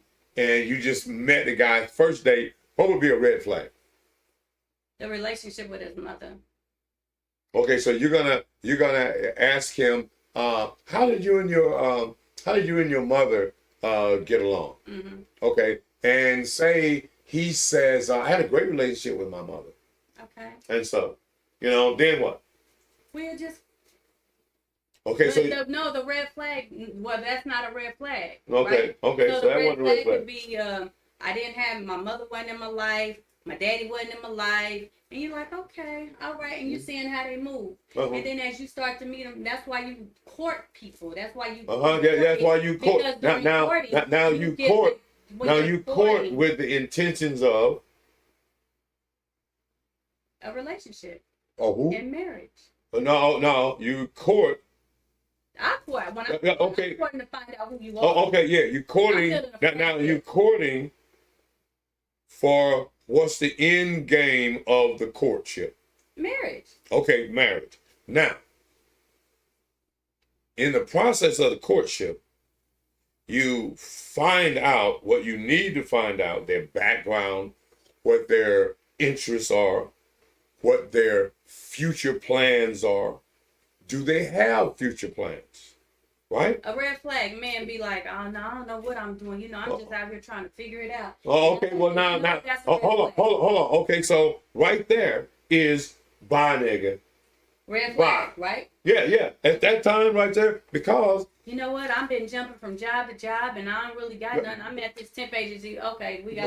Okay. No. Okay. So now, so first of all, in getting to the red flag, first of all, hi, Tyrone. We're gonna go out on a date and have a good time. Like you. You like me. Hold on. We like you. We like you. You like me. We're gonna go out on a date. Okay, on the date, you got a damn application here. Like, did you have both parents? Yeah, okay, you had both parents. Okay, that's a good thing. Did you finish high school? Finished high school. Okay. Did you get some extended schooling? You go to college? Or a trade school or military, went to the military. Okay, you got veteran benefits. That's a good thing. Oh, did you get an honorable discharge? Right. Okay, you got benefits. Okay, cool. So you going through all of the list. You going through this checklist and stuff. Of like, hello. Hello, Mr. Mike. This is Sonny. How you doing? Yeah, it's Sonny. How you doing, Sonny? Doing okay. Question. We're thinking about dropping off the car over there to you sometime today. When would be a good time after 12? Oh, okay. That'll be about anytime. I'm gonna be here. I'll be here all day. I better not go anywhere. I got stuff to do. But sometimes you get an itch on your feet. No. That's generally at night. Oh, Okay, during the day and stuff. I'm like Dracula. I'm inside. Till what time? Nah, I'm here. I live here. I'm here all the time. All right. That's confidential information, but anyway, yeah, that's what's happening. Okay. All right. And, sometime this evening, then towards the afternoon, All right. we'll drop off the car to you. All right. Okay, thank you. No problem. Thank you. Bye bye. You got to handle business, y'all. While we doing business around here. I know what y'all doing over there. M&M Custom Upholstery for all of your upholstery needs. RVs, cars, boats, motorcycles, residential, commercial upholstery. M&M Custom Upholstery. Call the number on the damn screen. Yeah, shit. Don't be playing. Oh, on the on that screen. See the number right there? Okay, cool. Got the number, write it down. All right, cool. We back to Danielle. Other stuff. Okay, so what you're doing is you going down there and this is the thing with women. Y'all don't do this. You know why? Why they don't? Y'all don't do this because if he's cute, if he got a nice guy driving a nice car, you don't want to mess up the possibility of getting access to what he's got. So y'all ain't gonna ask critical questions. Y'all trying the average woman ain't gonna ask critical questions because she want a few more dates out this nigga. She wants them. She want to consume as much of his resources as she can on the humbug. Yeah, she want to use him as much as she can, as long as she can. So she ain't gonna ask none of that. So she should be asking. Okay, his education back, his family, because he's gonna be his parents. He's gonna be his parents. He is his parents. That's his creator, not God. Them parents. So when he don't have neither one of them, that's a red flag. No. Okay, when he don't have, but now you don't know where he come from. Now you got work to do. Okay, now you got more investigation to do. Right, but I'm saying if woman. That she's supposed to do some investigation because this is the guy she want to be laying around sleeping with, could get pregnant by. She want to do some thorough investigation because that's very important. Okay, so she need to know. Okay, does he have a job? How long has he been working on that job? Right. Okay, is this the job of your life? Did you want to? Did you want to do what you want to do for the rest of your life? Okay, so his answer to that is going to be very important.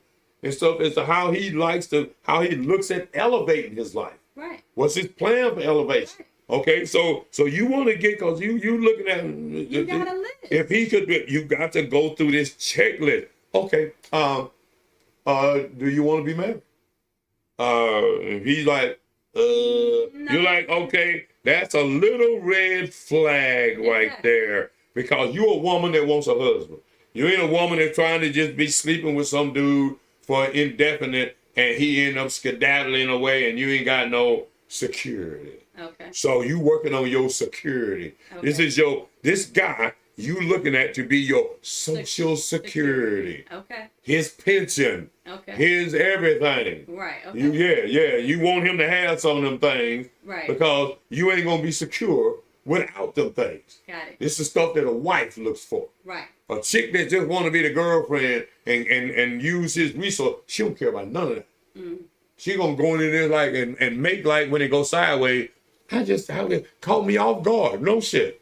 Okay, so you ain't had that checklist, did you? No. Okay, so you go through that checklist, and then when he says, "Oh yeah, I'm looking for a wife. I would like to be married." So now you know he's looking at stability.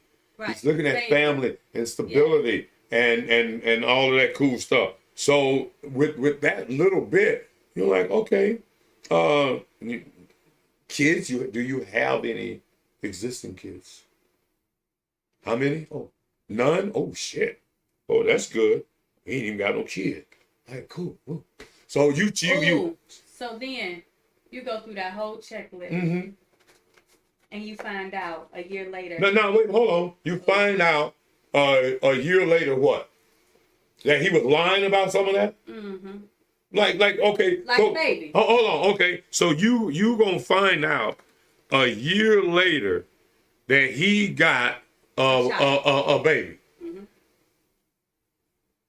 That he lied to you. And A year later. Hold on. family. Huh? None of the family know about it. None of whose family? His family. Damn, come on, how possible is that? It happened. No, that's so rare. That ain't we ain't gonna even use that. We can't use that. No, we can't use that. His parents don't know he got kids. Nope. No, he done snuck off. Huh? Just one. They knew about two, but didn't nobody know about this one. Well, okay, well, I mean, whatever. So the deal is he's got 3 kids. He told you about 2. 2, right. Now, the one that he didn't tell you about, was that the newest one or one of the first ones? That was one that was already in the incubator before. That's the one that was working while he was meeting you. Yes, that was already in the that's the one that he had already made. It just ain't been delivered yet. Right. And Right. Okay. Nothing about. Okay. He ain't taking nothing about. He was already in cause you didn't ask that question. When was your last relationship? And how long did it last? Yeah, your last relationship. Yeah. Married. Yeah. Huh? Your last relationship, he was married. Yeah. Okay. In his last relationship, he was married. Yeah. And that was how long ago? Boom, boom, boom. Right? Okay. No. So you gonna find out how long ago was All that the list. when you was married? This your list. This your checklist. You're a grown ass woman. So you go down a whole Yeah. checklist. Yes. He Yes. answered all. No, okay. No. He didn't answer all of them because one, he got a kid on the side that he didn't mention. So now we know a year later that he's a liar. Now you got to decide after this year why he told that lie. And is the why sufficient for you to move on past this year? Now that you know that he a liar and he lied about that. He didn't lie about the other kid. Why did he lie about this one? Does he have some special relationship still going on with the incubator? Or that one? The incubator didn't look like what. Well, no. I'm just saying. Does he still have some kind of relationship? Because she coming. Mm-hmm. Oh, she coming. Mm-hmm. She finna knock on the door with, hey, what about little Tyrone? Right. And shit, you know what I mean? And them other kids you already know about, and you was good with them. He got them. By whatever circumstances that he got them. Because he told you everything is cool. But this last little one that he had to be common law marriage. that he had to be on the low about, he got to have a very good explanation for that. It better be a good explanation. Because right now his credibility is on the line. And for you, your job is his credibility and those benefits, those friends' benefits. Does the friends' benefit of this guy outweigh his credibility? Because a lot of women will overlook him being a little disingenuous because he paying their bills, he drive a nice car. But see, he put no. I'm saying that is, and that's what women make mistakes. Is that like right now he got to kick rocks? Yeah. It's a go, bro. See you. But hold on. So then, what if she say, you know what? That's what I said. What's his explanation? What's his reasoning behind? And he's supposed to have a good one, and you about to go along with it.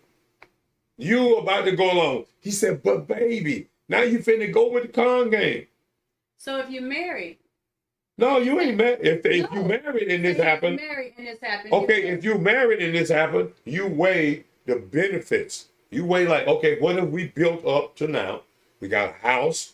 It's worth this much. We got some property, some investments. That's worth this much. We got plans to get more stuff like this. Okay, so now at this stage of the marriage, is it worth me dissolving it, take my winnings and go? Or can I give him another break and we build some more stuff? Because when this shit goes sideways, I need my stuff. I need security. Because I could wait him out. He gonna die before me anyway, because that's the way life is. Life, men die before women and stuff. So women's life, men's life expectancy is shorter than women. So she could choose to, you know what? He got a good job. He gonna have a good, So see, you weighing the benefits versus the risk. Okay. Right? Okay, in the benefit column, you like, we got a nice house. We got all of these. We got all this cool stuff. But my heart broke. He oh yeah, my heart broke. I can get over that. I can get over that. I can get over my heart broken. I don't trust him. Yeah, I can get over, because you see what I'm gonna get with my broken heart? I'm gonna get all this stuff to help me mend my broken heart. And what I can do is be a little resentful with my broken heart. Not give him some all the time. Not cook all the time. So that, make the rest of his life miserable with me, punishing him for that little mistake, whatever it was. Because at the end of the day, he gonna die before me unless I have some weird fucked up accident or something, get sick or something. I'm nice and healthy. So I'm gonna wait this. I'm gonna wait this out. Wait it out and treat him like crap. No, you don't have to. But you have a choice. But you have a choice. You have a choice because stay in a relationship and you don't trust him and no, you don't have to now. You got assets. So how you feel the relationship's gonna end up?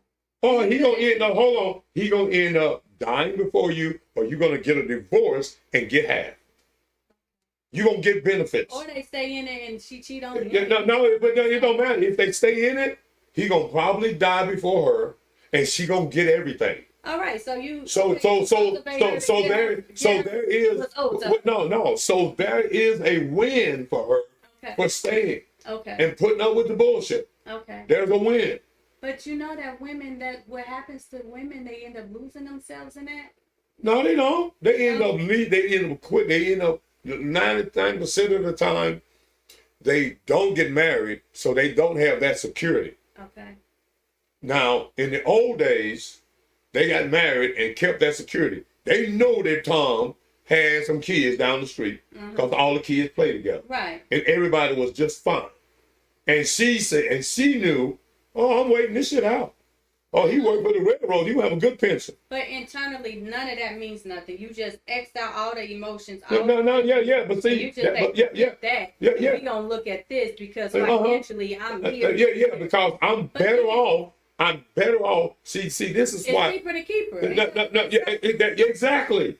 Hold on. It is. And it's cheaper. And it's cheaper for her. It's cheaper for her to keep him in the long run. But then, okay, so her emotions, none of that matters. No, it matters. But and she can do with him what she wants. But it's just to what extent does it matter? It does. Okay. Well, okay. Do you cut off your nose to spite your face because you got a pimple on it? No. You just live with that pimple and that little scar that pimple made. You just live with that. See, y'all have a problem nowadays with living with shit. I don't. But why would I want to live with that? Because you got benefits at the end. Oh. And your benefits should outweigh your emotions. So guess what women say nowadays? They be like, the hell with the benefits. I get them on my own and I'll make it. Yeah. Because I'm not about to deal with no man and his foolishness on the strength of what I'm going to get financially. Like what I'm going to get financially. Yeah. I'm going to jeopardize who I am. Your feelings? My feelings, who I am as a woman, and I'm not going to be able to live my true purpose. Now, what is your true purpose? My true purpose is for me to be, first off, happy. No, there we go. There we go with happy. What makes you happy?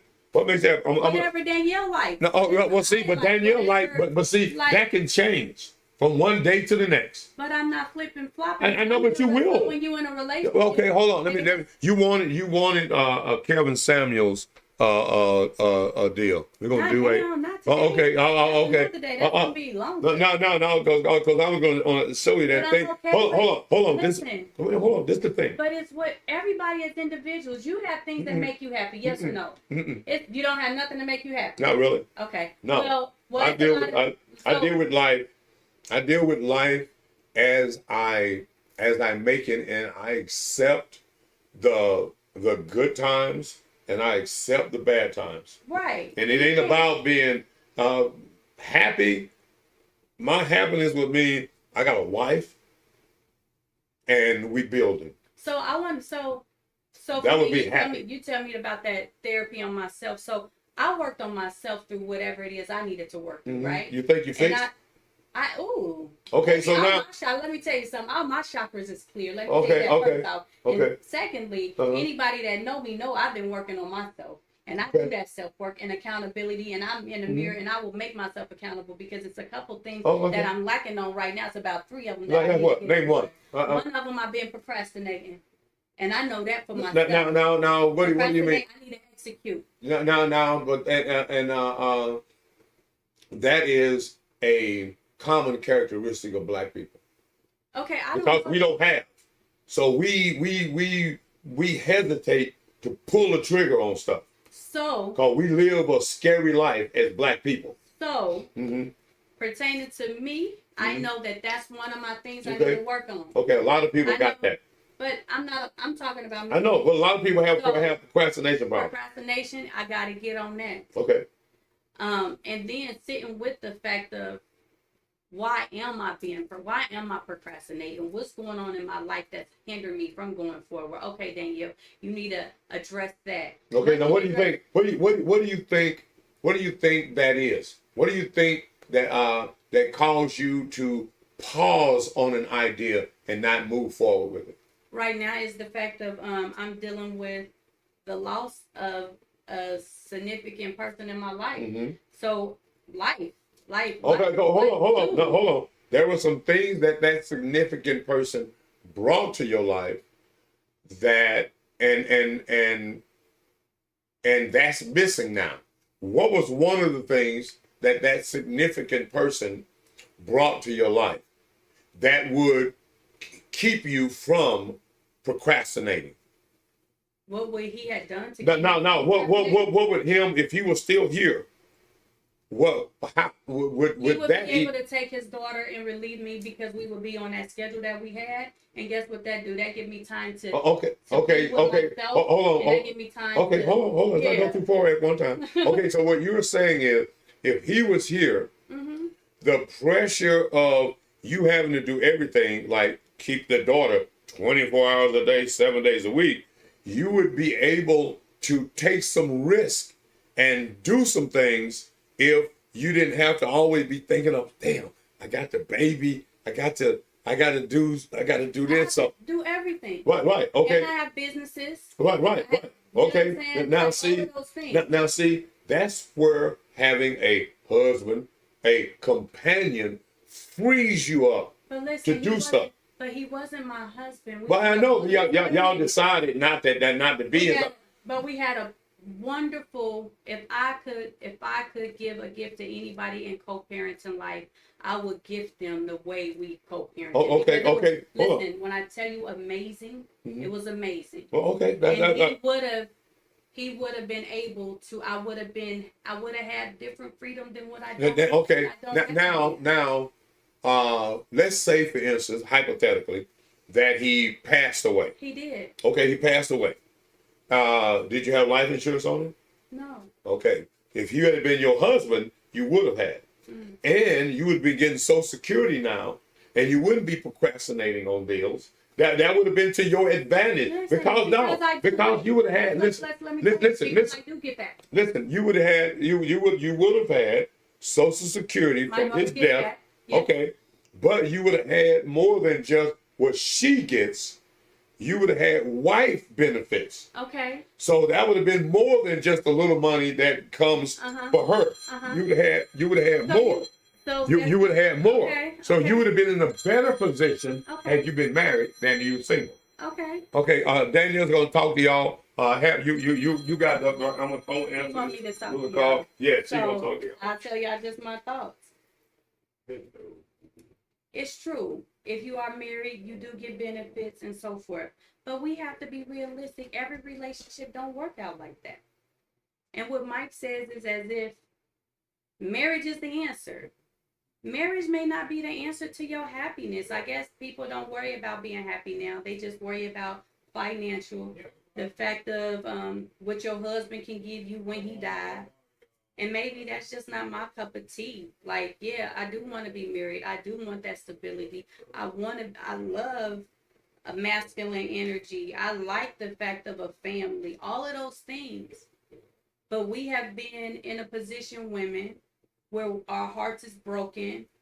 And men may not understand that we are emotionally connected to things. It doesn't matter how much they tell us we're not supposed to. We are human. We have emotions. Now we do have to get our emotions intact at some point so we can go forward. We were just talking about my procrastination. I have to look at myself in the mirror when I procrastinate, when I'm not getting something done. I have to make myself accountable first. Because if I don't make myself accountable and I'm just doing it because this person, guess what? I'm going to still have that same issue in another situation. So what he was saying, yes, my daughter's father would alleviate a lot of this extra time I would have had. But since I don't, guess what I have to do? I got to dig in deep. Mm-hmm. I got to go in and be accountable So, for my let actions me, and what I'm doing and what I'm not doing in let order me to get share it to what I with need you. to do, what I need to get accomplished and execute. So sometimes life get in the way, like death, people leaving alive. However that look, we have life that we're lifing. And in those, we just have to eventually come to a center. And that's why we focus on doing, to me, that's You why on I a focus D on, page or Dynasty? that's why I focus on doing the self-work. Okay. Because it can get you your foundation Okay. settled again. Get your foundation, you can get grounded. And I guess Okay, people I don't just worry sent it about, to they don't you. think about the grounding of yourself. And I also wanted to say in the conversation when I was talking about my son, that self-work is very important. And he may not think so, but what I will say to you guys is that men don't deal with those emotions and they go and get drunk or go and do this and do that, and then they go on to the next thing. It always comes up in your relationship. Oh, that's because it's freaking. Because if you don't Oh, deal I with don't know those why that things is. now, like I'm Why that is? teaching Why my it's son, saying deal with those unavailable? emotions now, that Because when he I'm gets older and like, when why he's can't ready I? to Because marry, I've guess got what? He don't have to some deal with people that those are kind of emotions in because he know what he here feel like, he know what he don't now, want to do, and now he will make and himself John accountable Saxon and he is will have the discipline watching that he needs when he gets married. But Toppler. of course, don't no man want to hear that part because it's coming from a woman, and what can I tell a man, right? But what I can tell you is a lot of women out there is asking for the same thing. It's for her guy to do the work. Let me see if I can To if look I at can wherever it is that the put disconnect you happened, in the so that he can chat leave, because it's a lot of, and see I think if they call that that shadow work. happens. When you go back into your See younger if self I and you look at put what happened, where did if I this put you disconnection happen? Because at a lot of us are we was in single parent households. And with being in single parent households, it's certain things that you make your checklist, what you want, what you don't want, what you're looking at, for your future. And then from there, you cultivate yourself into what you want that to be. It's like recreating yourself to a better person, to a better you. That's all I gotta say. And I just feel that even though he don't agree with it, I feel that the tools that I'm giving my son is for him to tap in now to those emotions that men always bury in and don't deal with, and then later on it comes out in their life. So if he deal with it now, he won't have to deal with this stuff later. And I think that's a great example. Mike may not feel so, and I'm okay with that. He don't, but I'm okay with that because women, you know what type of men you're doing right now, and that right now he has some things from his past that he didn't deal with, that self-work that I'm told my son to deal with and work on, that will make him a better man. So now here he is at 40, 30, 50, 60, still not dealing with the mess that he needed to deal with then. And here you are having to deal with it. Or tell him, hey babe, you need to do this. Or can you do this? And they just not listening. So believe me, I understand because Mike is not listening. He's not paying attention. But I'm a woman and I'm giving him some tools on how to deal with women and what women like. But of course, I guess it's going to always be a man versus woman. And they never really come together to understand how a woman thinks, right? And that's men tapping into a little bit of their feminine. A lot of men don't want to tap into that feminine. They want to just say, you know what, go get on that race car and just tough it out. Or let's go, what they do? Drink, go play video games, whatever that is that they need to get off their stress, or go in a weight room and do all of that. But they still don't deal with that emotion. They just go ahead and do that, and then it's gonna come back later on. Don't worry, y'all. It comes back if they don't deal with it. I'm a whole woman telling you what women like and what women need, but they don't want to. Now, speaking about what women like and what women need, what would you say it is? Give me two things that you say women like and women need. Two things that they like, two things that they need.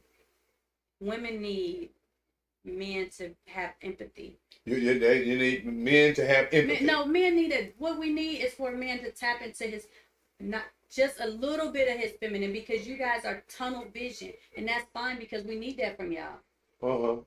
But we need you to tap into your feminine. Is that into the feminine a little bit, so you can get more of an understanding of where we're coming from. Okay. You know. Because if you do that, it will make a better, and it's not her telling you what to do. It's just like, hey, you might want to do this. If you do this, this will help the relationship. But you men don't want to. Well, no. It's just a tapping into a little bit of your feminine. But see. Because men don't like us. Go ahead. But no, I mean, men, that because we're not supposed to be. But the thing is, that's why it's so much men versus women. It's only men versus women with primarily black men and black women. It's not men versus women in the Hispanic community. It's not men versus women in the Oriental community. It's not men versus women in the Nigerian community. That's not happening anyplace else. Guess what? How they were raised. Well, yeah, functional. Functional. A two-parent household. Yeah. Right. And they didn't come from slavery. Okay. So that we come from where we're from, how are we gonna mend this? How are we gonna? We're gonna have to go back 50 years. We're not going back 50 years. No, we have to, because we have to go back to where it's fucked up. So how about people deal with where they are right now? And now you have to deal with how you got where you are. Listen. How you got where you are matters. Look. Hold on. Go back in myself. No. And stuff that happened to you in yourself as a child that you probably didn't get over. That's the stuff I'm telling you. But in order to get over that, it has to be therapy. Therapy has to do that. You can't do that. Why can't I? Because you're not qualified. I did it. No, you didn't. Why didn't I? Because I'm still checking out the remnants of the through my timeline. No, I'm looking at. Listen. Your future, everybody's future, depends on what they did in the past. Mm-hmm. Without your past, you don't have a future. Correct. Without what education you got in the past that helped you get a good job in the future, without your good social capital who you met in the past that helped you in the future, everything about your past is relevant in your future because it got you here. Right. And if you don't correct what happened in the past, you are not going to fix it in the future. So, you telling me that you can't say to yourself, you know what, I did this or I made this mistake and I'm going to switch that in the future. Or you know what, let me go back and see where I fucked up at. And let me go see how I can, in my old self, go ahead and see how I can fix And that. let the past fix the present. Yes. The present and the future are a reflection of the past. All right. So why can't a person do that if they know what it is? If they are able to now at their 44-year-old self say, oh, this is what happened. Oh, this is what I need to change. Oh, this is why I do this. Okay, oh, so this let's use some examples. Say for instance, you're at in your 40s or 50s and you got a drinking problem, for instance, or an eating problem. Now, what you got to do is you got to like, where did I get that problem from? So you got to go back in the past and find out. Because see, she said, most black people say the past don't matter. Stop going back. It does. Okay, so now myself, I drink. Where did I get that from? Okay, when I was growing up, my grandfather was a bootlegger. His sister, my aunt, my great aunt, bootlegger all their life. We sold moonshine. You know, we sold homebrew, right? So I came from a living with relatives that were strict Baptist Christians. Go to church every Sunday, got a vacation Bible school, all that stuff. Can't say no bad words. You can't say you're lying. He said, that's a whooping right there, because you, a kid, use the word fib, a storytelling. You can't say lie.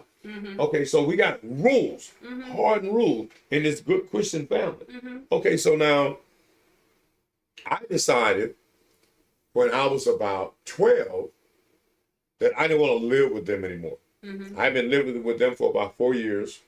I got to live with them because my great aunt, one of my great aunts that I lived with from the time I was about 5, from about 5 months old to the time I was about, until she passed when I was about 8 or 9. But I had lived with her as one of my grandfather's sisters. I had lived with one of his other sisters for a while and stuff, because my mom died when I was really young. Okay, so now my grandfather's aunt, my grandfather's sister, had her son promise that something happened to her that he would take me, keep me. He's a good church man, everything, retired from the Navy, right? Like, okay, it's cool. So I'm living with them prior to my mother passing, right? I'm living with them from the time I'm about 6, 7. My mother passed when I'm about 8 or 9, about 8. And so I'm living with them, and they were like really strict Christians, right? You know, we go to strangers' funerals after church and stuff. And so, but they were strict disciplinarians. Fall asleep in church. Right. Getting a whooping when you get home. Yeah. Close off with this switch. All right, cool. Okay, their son, they had a son and a daughter at the time. The daughter was about 11 months younger than me. The son was about a year older than me. Can we pause real quick? I got it. Yeah. Where is it at? Make that first right there. So, but I'll finish this story when okay, so so they were strict disciplinarians, but their son, you know, I'm the black sheep. I'm the third wheel. I'm the extra kid in the house now. Okay? So what he used to do, I was always really small, little guy. He was real tall and slender, and he used to pick on me. Oh my God. He would pick on me. Oh, he would pick on me with no damn end and stuff. How do I get back more? What? How do I get more? Esther, what's going on? How you doing? Why am I on private if a lot of other people are able to tap in? I don't know how to change that. My business partner was saying I was on the stream was on private, and I can't.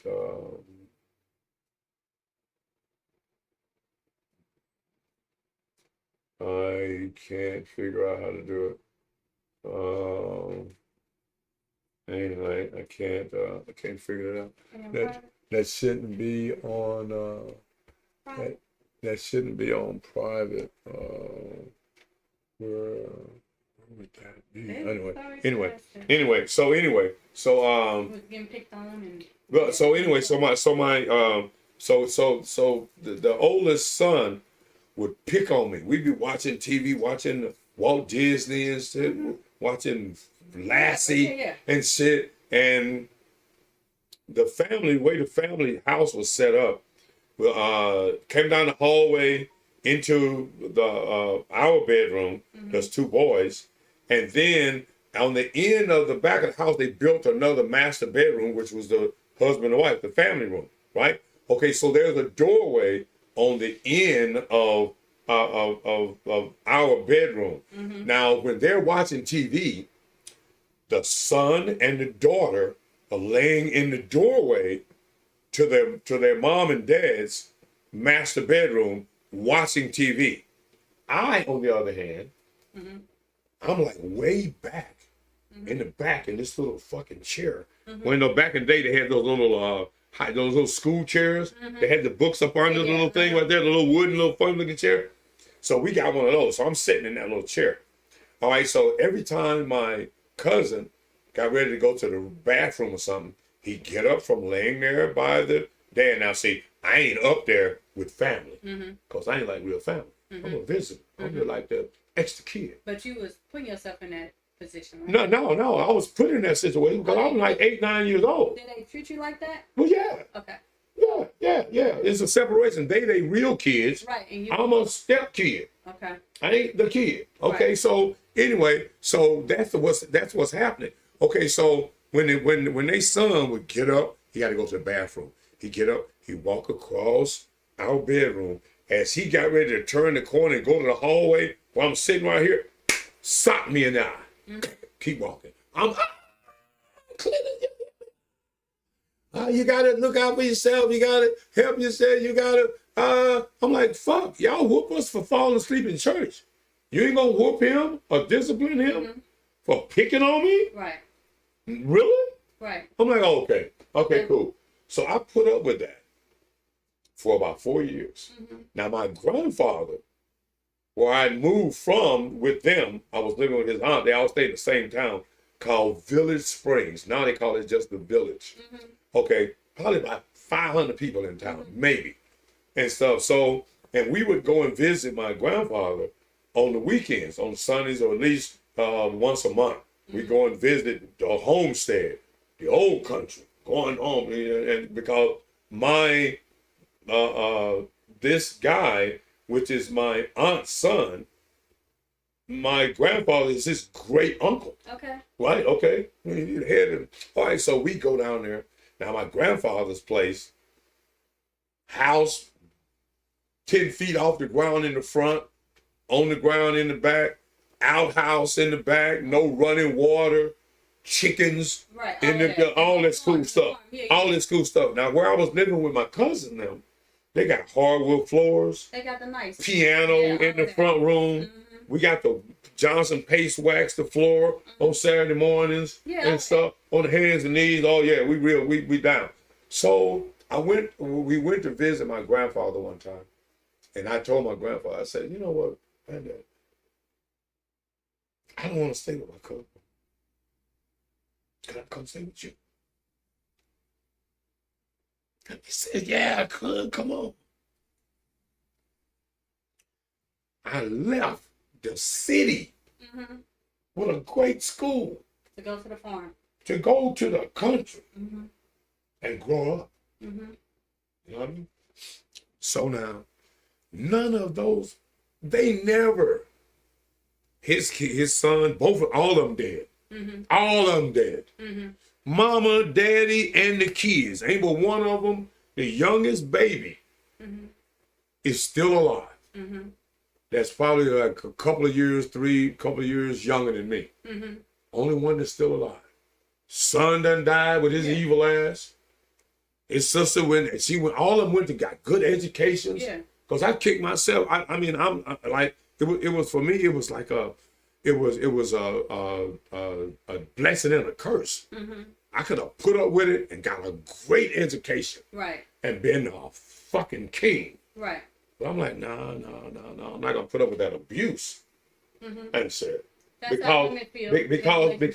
because they weren't my parents. Uh-huh. And I ain't had no parents. So I had always been given as a kid a choice of what I wanted to do. From nobody never, when I was a kid, said, this is what we want you to do. Mm-hmm. This is what we think is best for you. Mm-hmm. They would always say, hey, Mike, what do you want to do? Where you want to go? Mm-hmm. These are your options. You go here, you go there, you go there. Right. I'm like, Whichever one works for you. Right. no, I'm like, I'm saying you I'm like, do whatever no, works for I'm you. like, I ain't in a position to make this decision. Right. I'm a kid. But you pick something. No, I gotta pick something. Right. So I gotta pick one. So I was always in the position when it came to my cousins that I was getting ready to go to my grandfather. Mm-hmm. I was always in the position to like, Hey. win, lose, or draw, I'm gonna make the choice. Right. And so, right? Right.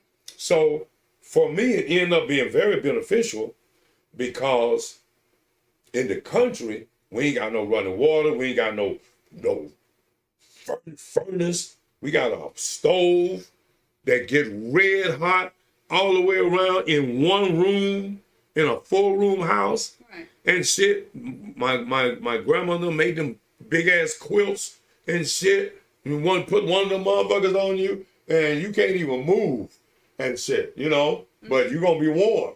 Mm-hmm. And when that little stove go out and shit, you know. So we got to go and cut wood and shit, go hunting and shit. Got my first rifle at 12 for that Christmas. Got my first rifle at 12 years old. Mm-hmm. Okay, so we moving and grooving. About a few years later, I'm visiting my cousins, and they moved to another house, nice big house and stuff. And I'm visiting. I'm downstairs in the basement with their mother. Mm-hmm. And Clint comes downstairs. Hey, Mike, what's going on? And he come and grab me like he wanted to do me like he used to. Mm-hmm. And I was like, oh, no, dude. I'm a real grown man now. Right. This ain't going to happen. Right. And I picked him up, tossed him in the closet and stuff like, dude, don't never touch me again. Ever. Right. Ever in your life. Because I remember, right. I got grudges, dude. I'm like, and his mama just laughed. And I'm like, he's like, oh, you can't pick on him now. Like, I ought to sock you. Because y'all let him. And it was funny to her mm-hmm. and me getting my revenge mm-hmm. and shit. But that was dysfunctional. Mm-hmm. That was dysfunctional. So I always been in a position to have to make a calculated decision about my own life from a kid. Right. And stuff. So I've been a grown man since I was like 12. Right. You know what I mean? But that wasn't the way a kid is supposed to grow up. Right. You know what I mean? People are supposed to look out for you. Right. And so, but anyway, that was what happened. And a lot of times, and I've got a deal on my podcast, My Life, where I've started to tell that story. Uh-huh. Otherwise I would go to a counselor and get all that shit out. Okay. So instead of going to a counselor, what are you doing in that? You talking on this podcast? Yeah. But see, this is therapy. For But you. this, no. Everybody needs a professional. Mm-hmm. You need to go to a professional, and they walk you through that. So what happens when a professional tell you, you know what? It looks like you're doing really good. Keep on doing what you're doing. No. What you do is you still an adult. You evaluate what they've given you, and you use that, whatever it is, to your advantage later on to move on. Because they're going to give you some insight on behavior, on human behavior. Because that's why our psychology and psychiatry works. Humans are the same. So There are no exceptions to the human rule. you go to both of them. I went to a man and a woman, and they both said when I came back and told them the work I've been doing, you know what, Ms. Burks, we don't have to you don't have to come to us anymore because it looks like you pretty much know what to do and you're doing it. Now, with that, that was a man and a woman. Because I left the woman, I'm like, she is not, she can't, what's she going to tell me? She's not telling me nothing. No, she's not going to tell you anything. I went to the man. And then when I started doing my work, not because of what he gave me, because by the second session, it was like, yeah, I think you kind of got it. Just keep on doing this and you're going to go on the right path. Now I'm going to bring that to what happened to me yesterday pertaining to self-work. And you said, that's crazy. You can't do it. You got to go see a therapist. That's what you told me, right? You did go to see a therapist. But guess what? They didn't give me nothing. Hold on. Well, no, we're not going to say they didn't give you nothing. You can go into the paperwork and it would tell you verbatim, from word to word, by the second session, Danielle, this is what she's doing. This is what. Now, what did you learn in those early sessions? I only had to go to 2 with. I'm saying. In that session, I learned that some of the therapists, they listen to you and say, take a note or two, and be like, well, you should do this and you should do that. I'd be like, I'm already doing that. And she'd be like, okay. And she'll sign you up to come back. And when I come back and I tell her I did that, plus these 2 things led me to this, then she'll be like, there's no reason for me to come to her because she don't have nothing else to give me. She don't have nothing else to show me or tell me, right? So let me tell you why, when you keep saying about this self-work, that's crazy and I'm maybe delusional. But yesterday I was able to see what I would look like if I didn't do the work that I did on me. So I got a girlfriend she's a reflection of my younger self. The lady that came into my seat yesterday was a reflection of what I would have been if I didn't do my self-work on my own the first time I shaved all my hair off. And I did that on my own because I knew for myself accountability when I look in the mirror and say, Danielle, are you happy with yourself? Are you happy with the choices that you're making? Are you happy with what it's going to look like? And I got to the point, the very first time I cut my hair off, I got to that point where you talk about women when they be like, forgive men, I don't need no man, I'm about to do this and I'm about to do that. I was that woman at that moment. Let me take these off. I was that woman at that very moment, and I said I was about to be vicious in these streets. I was not going to care about no man's feelings. I wasn't going to care about, when I tell you vicious, I was going to be vicious. And yesterday when that lady sat in my chair and she said the same exact words that I said 9 years ago before I started this self-work journey, I said, oh my God, this is what I would have looked like when I become, because she's 50 now. I said, this is what I would have did if I didn't do the work. She rubbed me and she said, yes. She said, you didn't. I said, and I thank God right then because I'm able to see myself as a younger person with my girlfriend. And I'm like, okay, so she comes to me for advice. She'd be like, okay, listen, I did this and da-da-da-da-da. I'm like, all right, this is what you need to do. Or this is what's about to come, right? Because I also had the speaking gift. So then I was able to see this lady in her 50s of what I would have looked like in my 50s if I didn't do that self-work. So what I tell you is that I dug deep into myself because when I look into the mirror, the reason I shave my hair off, the first time was because I knew when I woke up every morning, I'm going to have to see me. I'm going to have to look at me. And this right here, it started my journey of my self-healing. Right. And maybe you say that people need to go to therapy, but if they don't acknowledge what they're dealing with, because it's a lot of people that look in the mirror, and I'm looking at y'all now, that don't appreciate yourself or don't value yourself. But when you start looking in your mirror, you tell yourself, okay, so this is what I've been doing. I don't want to do that no more. What are you going to do to change it? And I had to do that. And I got to see yesterday what I would have looked like if I didn't change doing my self-work. Mm-hmm. And I also get to see what I look like in my younger self. And it's a beautiful thing. Now, everybody. Now, with that in mind, the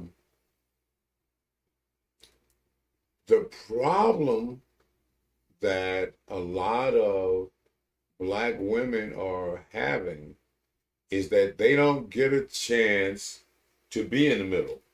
They don't get a chance to be in the middle and see a younger them and an old them with this mindset. Yes. You know what I mean? With that mindset, because the younger woman, she got her direction from her mother. Mm-hmm. Okay. Or lack of. Well, no, not with the mother in the house, whether she was a great mother Right. or not. Okay. But 90% of the time, she had a mother, she didn't have a father. Mm-hmm. And she learned a lot of her behavior from her mother of men ain't nothing, men ain't this, you got to do it yourself. Whoa, whoa, whoa, whoa, whoa. My mother wasn't like that. What? Okay, My yeah, mother, but she ended up my mother did get married. but your mother was in from the old school. Yes. Your mother would be like late 70s now. No, she in her 60s. Yeah. Okay, she had you young. My because I had my daughter young. My daughter just turned 54. You know what I mean? But a lot of women. So my daughter would be like your age-ish. Yeah. So which means that another woman in my early 70s, late 60s Mm-hmm. would have been your mother. Mm-hmm. And in that time period, Mm-hmm. oh, they was getting real bad advice. Mm-hmm. That was the Yeah. beginning. That was the beginning of we don't need no man. We got welfare, we got feminism, and we got no fault divorce. See? But that was welfare was designed for that. No, it wasn't. The No, it welfare wasn't. was not designed for us. It wasn't. It wasn't designed for Black people or Black women. Yes, that's what I'm saying. No, it was designed for white women. Welfare was designed for white women. Right. Okay, and it was designed for white women during the war. It came about in World War I, World War II, when all of the men had to go to the service and blah, blah, blah. So, and it was from a traditional families where the women didn't work. So the women didn't have no income while the dudes were doing military. So they ended up creating the welfare system for white women. Mm-hmm. Black women, we still segregated when they invented welfare. Well, go forward. Welfare No, hold on. was not designed for us. When we were introduced to welfare in the 50s, in the 50s, they had the big block of cheese, Yeah, all of that. the powdered milk, Yeah, all of and that. all of that goofy stuff. Okay, well, that was that was the beginning of it. That was the early days. You could just go down. You could be a husband and wife, and y'all could go down and get that food that you could get that benefit.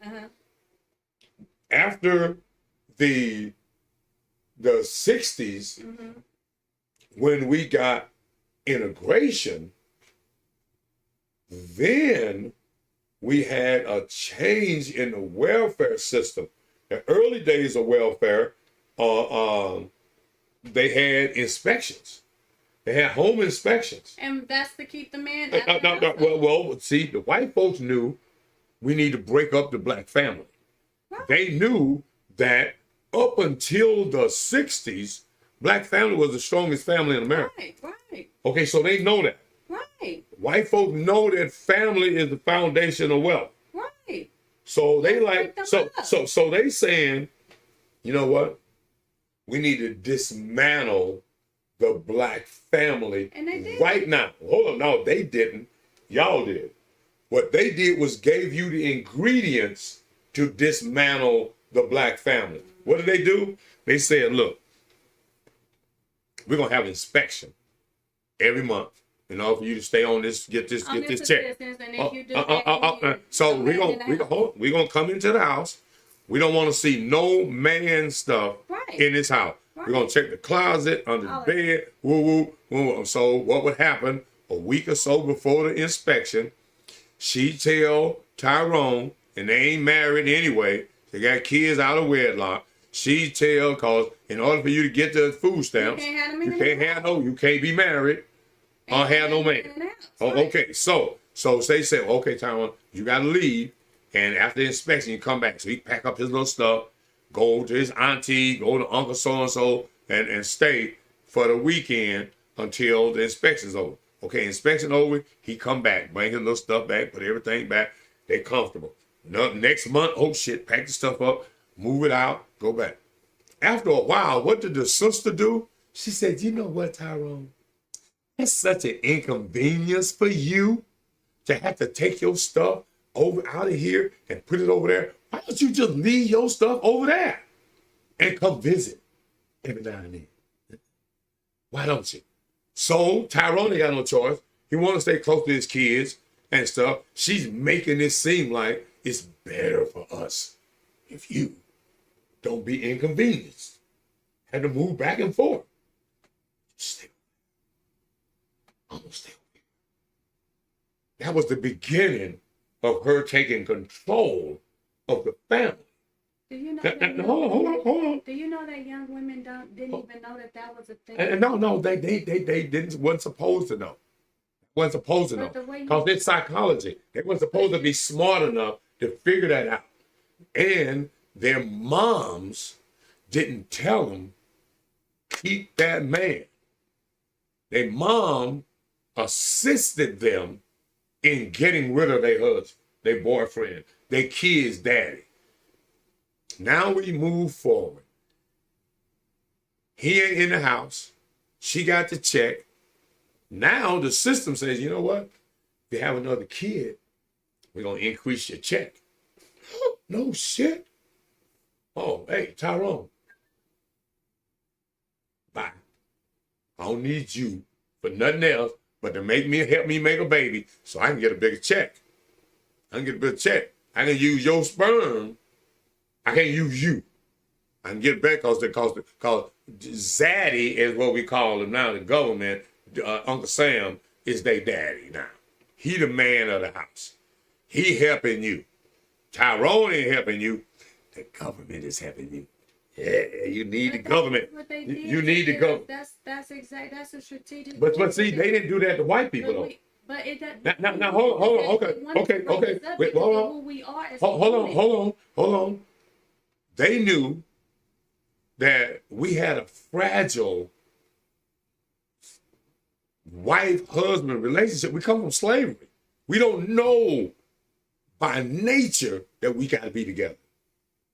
We don't understand that because we've been trained to be individuals, jump the broom, deprived of marriage. And when we got the chance to do marriage, we went all in on marriage.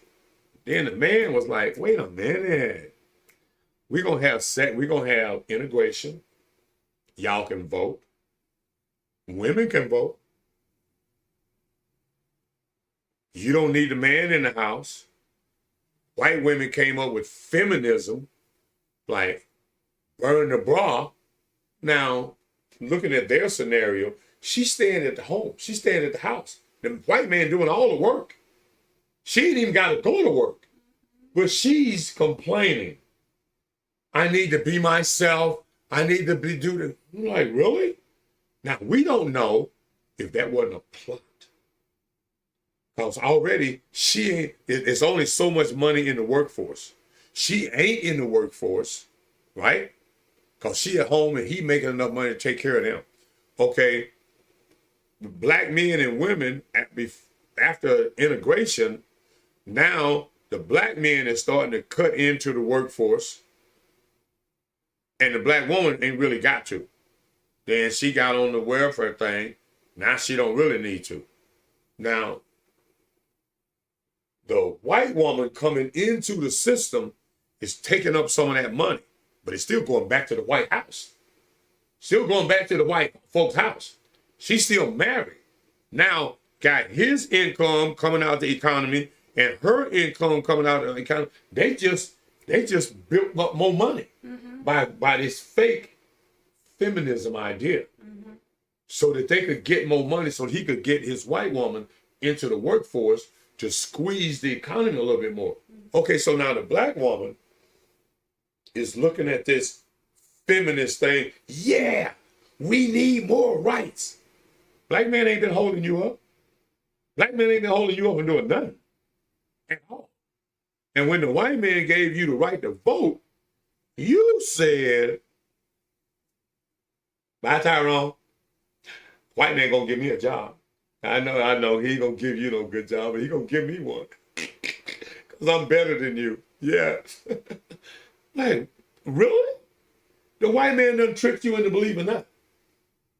That I'm lesser than you. I don't know. No, Yeah. he did that. The white man did that. It was a good strategy. The black woman bought it. She bought it. Yes, I'm better than the black man. What? She bought it. Instead of saying, that white man ain't gonna say I'm better than you. You my man, you my husband. What I'm gonna do is, I'm gonna go out here in his world, since he gonna let me, and get that money, and I'm gonna bring it back here to my family. You still my husband. He don't let you go, like, do what you need to do, but I got you to the end.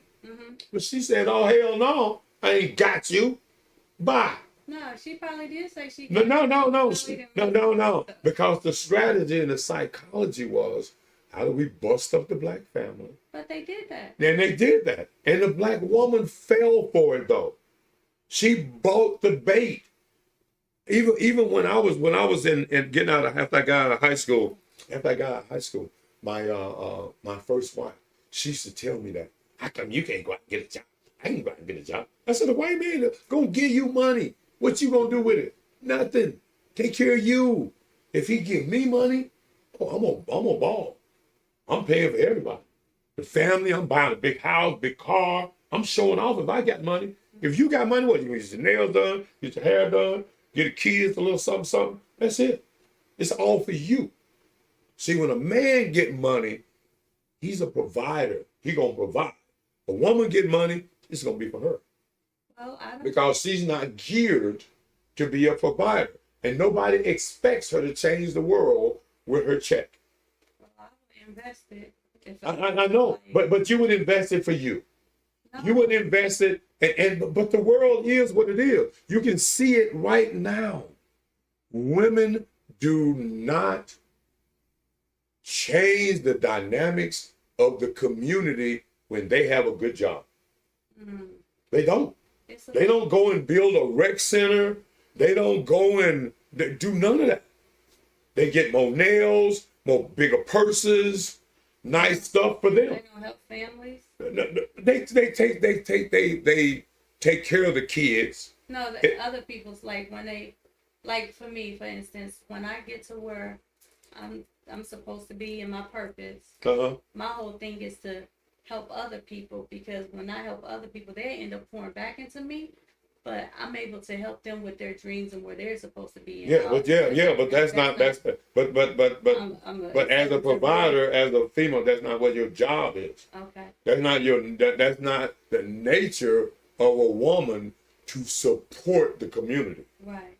The nature of a woman is to support her man that supports the community. Okay. And builds the community. That's true. And see, we got the building system turned upside down, and we wonder why it don't work, because the nature of a woman and the nature of a man is different. Man is labeled. It's a reason why. But it's a reason why society pays the man more than he pays a woman. Okay. Because they know that a man's responsibility is greater than that of a woman. Okay. For him to build, so he gotta have more. So we give him more because more is expected of him. Mm-hmm. More is not expected of woman. Okay. She's expected to support. She's expected to be the foundation of what the man is building. Instead of building it on sand, it's built on the No, foundation. it's built on support. A solid ground. No, support A solid ground. of support. Yes. Yeah, because she didn't build the ground. Mm-hmm. She's standing there when he gets in to like, baby, you all right? Dust him off and shit and make sure. Foundation, And make baby. huh? The woman is the No, foundation. she's not the foundation. How he She don't build. But how would he be able to maneuver correctly by himself? Because he built the house that you But came in to be the wife of. Mm-hmm. You see, that's the way it's supposed to work. See, he's supposed to go out And get and get the stuff and then get a wife to bring in to support this war he is waging against the world. Okay. Now, And then- she's not a foundation. Okay. She's support. Okay. She's like right behind him, Okay. not beside him, Okay. because she could get damaged beside him, because everybody's shooting at him. Her protection is It's him. behind him. Okay. Yes, stay behind him and keep nudging him forward. Okay. Keep, baby, let's go. Yeah. I got you. People, yeah, I got you. You got it. And shit, that's her job. But she want to get around in the front. That's only if she has to by herself. No, she's supposed to be. She's not supposed to be by herself. Right. But reality is. No. Reality is that y'all like being by yourself because you like control. You like that man position. Okay, what happened? What just now? Let me now see, because y'all don't do politics. Let me show you where all this is going. I wouldn't want to be by myself. I don't Hold want on. but I'm not going No. You now you feel comfortable by yourself when that is a disadvantage being by yourself. It's not. First off, I don't feel comfortable being by myself. I don't never want. Okay. So let me give you the reality of. let me give you the reality of. I don't know what you call foolishness. Women have foolishness too. Okay, that's fine. Yeah. For me. Yeah. For me, for this household. Okay. So the woman's main purpose: cooperative, feminine, submissive, and reproductive. That's her main obligation. A man, problem solving, protection, provision, procreation. Okay. That's it. Mm-hmm. That's and it. Respect. Where the respect? No. Respect is earned. Okay. So respect ain't given. Okay. You have to earn respect. All right. Everybody has to earn then- respect. so then- Nobody gives you respect. Okay. So then. Okay. All right. That's See- her job. This is his job. Uh-huh. All right. We come together. And the loyalty, the respect, Mhm. all of that stuff, none of that matter? No, that's why you get married. Okay, we get married. Uh-huh. And if any disloyalty happens with him, you win. If any disloyalty happens with you, he wins. It's an even deal. Okay. But you say the woman's supposed to just probably be like, you know what, husband, we're going to keep this together and we're going to work through what happened. Well, whatever happened, yeah. Okay. Yeah, that's what the marriage vows say. Okay. That you're gonna love, honor, and cherish So how long do we work through whatever he did? to death to do us part. And why is it always what he did? Like he's always doing something. Hey, No, not most. It ain't no most. some of the times. Some of the time, The he- men, in my situation, it was that. Okay, well that was that one. Like, And now, were you married to him? situation. Were you married to him? No. Okay, see, that's where you lose the game. But listen, listen, just like I told God, listen, Lord. You told God? Yes, in my prayer. Heck yeah. I Uh-huh. told God Now in my who you prayer, think God is? Lord, this is what I need, this Mhm. is what I want, and you know me. Uh-huh. Because you know good and well. And you didn't hear God say, get you a husband? Guess what God did? No, you didn't say He you sent wait. me- You didn't he hear sent God me- say, He sent get me you. exactly what I asked for and more. Did you ask for a husband? Yes, I did. Did you get one? Yes, I did. Okay, so now, and he died. No, he didn't. You divorced him. So. No, wait a minute. Did you divorce him? No. What happened to him? He's still here. You still married to him? Yeah. Oh, huh? We- No, I asked you still married to him. Because y'all don't tell the truth. See, she said we're together. She didn't say, yes, we're married. And see, that's lying by omission. Because see, she ain't telling you the truth. What I'm telling you is that what I signed up for is what I signed up for. Okay. It wasn't marriage, though. And then if you decide that you want to, listen, it's a contract, right? It's supposed to be. But y'all avoid the contract. But don't nobody who want to stay, who want to be in, so. Okay, so death do you part don't matter to y'all no more. The vows don't matter to y'all no more. Vows do matter.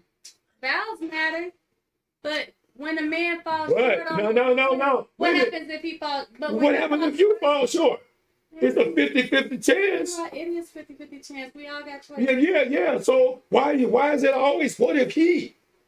No, what if she? I mean, the majority of marriages end in divorce because the woman decides to be out. She said, "I'm out. I'm not dealing with you." Yeah, but no. It ain't about no. Y'all make up this whole thing about your foolishness because her foolishness. Work on this relationship. No. That ain't the way. That's the reason why you got to get that marriage contract because y'all will inadvertently decide to dissolve the family. Me, I'm telling you, because if we married. Now, hold on, I'm by your side, and you be messed up. I'm with you. Okay? No, you're not. Okay, so what did? Do this, and then I'm supposed to keep on doing that. Nah, you know what? If I would have got married, you remember back in the day when you'd be like, your auntie had 5 husbands. She done left them all, kind of deal. No, that's very rare. That's very rare.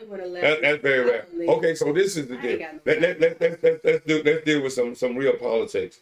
Governor DeSantis of Florida just passed a law this year that said alimony is no longer permanent.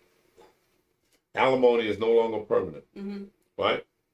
Now, a few months ago, I was having a conversation with 2 white men outside that they were, and it was an older white man, like in his late 40s, 50s, that had a son, that had 2 sons that were in their 20s. And he is like advising them, don't get married without a prenup. Okay, right? And because women have been pushing this narrative of, we don't need no man, we need his benefits. We just don't need no man. Okay, so what alimony did was gave a woman a lifetime of this man's benefits without him having the benefit of her. Right? He don't get to come by and hit that every now and then, but he still got to pay for your standard of living that came up as a result of him. Brought you up to this level, right? And then what you said was, I don't need you no more. I'm gonna get a divorce. I want half, and so because this alimony is going to keep my standard of living artificially up, because this is not what I can afford. Right. I'm living off of what he could afford. Right. I don't want him anymore, but I still want what he can afford. Right. Yeah, okay. So what DeSantis did was, he said no more lifetime alimony. Right. Said you get 10 years, and according to what your income is, you get incrementally less until you are self-sufficient to take care of yourself on the lifestyle that you can afford. And if the lifestyle that you can afford is not able to support the kids go to the husband, to the ex-husband, because he's in a better position to take care of the kids, which is normal. Prior to the 40s, and a woman left the household, those kids stayed with the man. The kids only went with the woman after the 50s. Okay. When she got total control of the kids if she left the family. Prior to that, that was not happening. Okay. Because she's not capable of taking care of the kids by herself. All right, so, but anyway, so DeSantis is saying with that law that once you get a divorce, you better be hot-footing it trying to get you another replacement husband. Right. So you can keep that lifestyle up that you have become accustomed to. You're not going to keep it off the ex. Right. Okay. Or stay in the marriage. Right. Yeah. And I can understand that. What's wrong with that? Yeah, no, ain't nothing wrong with that. But that's the picture that women put themselves into by saying, I don't need no man. They said, well, okay, we're going to show you that you do. Okay. Yeah, because you're going to live. No, you're going to live less. Right. You're going to live. You're going to live. Hold on. Let me get you blackdemographics.com. And go though, because yeah, I know you got to go. Where we at here? Blackdemographics.com. Now, on blackdemographics.com, you can find what college graduates, men, black men and black women, what their salaries are, what they average, all of this. You can find what kind of jobs they end up getting, and at no point on any of this chart is a black woman ahead of a black man. Okay. Nowhere in this chart. Okay. And so in these charts of black wealth, it points to the fact that we are poorer without family than we are with family. That makes sense. Well, it is sense. But why can't you convince an average black woman that she needs to have an average husband? She an average woman. That's all she get is an average dude. You an average person, you don't get above average. No, because above average get to pick. And above average don't be picking below average. See, men don't have a problem with women being lesser. Right. Because they're providers. Because that's what they do. Because it's not for them to they don't care. They don't care if she's up here with him. Up here or down here. Right. But below him, he will take a chick that has no education, no skills, but she like him and she having his kids. He good with that. And hopefully she have other things. Well, he ain't gonna but see, he ain't gonna. Everything else is a perk. He ain't gonna get with her if he don't see other qualities in her that she don't even see. Exactly. Because men elevate women. Yep. Men, because a lot of women will stay where they at. Yep. On a job forever. Yep. And the man is gonna say, look, babe, I think you better than that. Yep. I think you can do better than that. My husband came in, and when he came in, he was like, listen, I know about these investments he made. Oh my goodness, he helped me so much. But that's what husbands do. Right. But you got to pick a good one. You can't pick a good one that can't do that. You can't pick a dude that can't do that. But that's why they pick them and they switch up. No, they don't switch up. No, they don't switch up. Men don't switch up. Men are who they are. You just didn't do enough investigation. That's what he went back. What me and my business partner, call it their representative. Yeah. What he do is he show his representative first, and once you like the representative and fell for the representative, then he switched to the real him. But that's her fault. No, yeah. How is that? For not doing enough investigation. So if it's 3 years or 4 years in, and the representative. No, you ain't supposed to wait that long. So the representative decided to stop. No, the representatives can only last about 6 months to a year, maybe. Say the representative. No, I'm telling you, because people. Supposed to get, so after that year. Yeah, because your representative was correct and your representative was getting paid. Then after the year, you go and get married, and now after you get married, now your representative stopped working, and now the real. No, wait, hold on. After a year, y'all. Hold on. Y'all always make the marriage end like the next day after the wedding. On an average, marriages last 7 years. Okay. Now you got 7 years to get your shit together so that if he do go sideways, Oh, you got great benefits. What if he goes sideways at the 3rd year? No, but that's not logical. That's a what if. We can always do what if. What if he don't? But what if it don't? I know, but it's just like you can say what if it failed. Because but how come you can't go what if it worked? If it worked, then we working. What you Okay, but y'all always concentrate on what if it failed more than what if it worked. The thing is a lot of women went in with the perception and they like, hey, baby, we go down a checklist. They like, yep. No, they ain't went down no checklist. Say the woman go down the say checklist. No, but say she ain't been. She wants to be married. She wants this. Did she tell him that?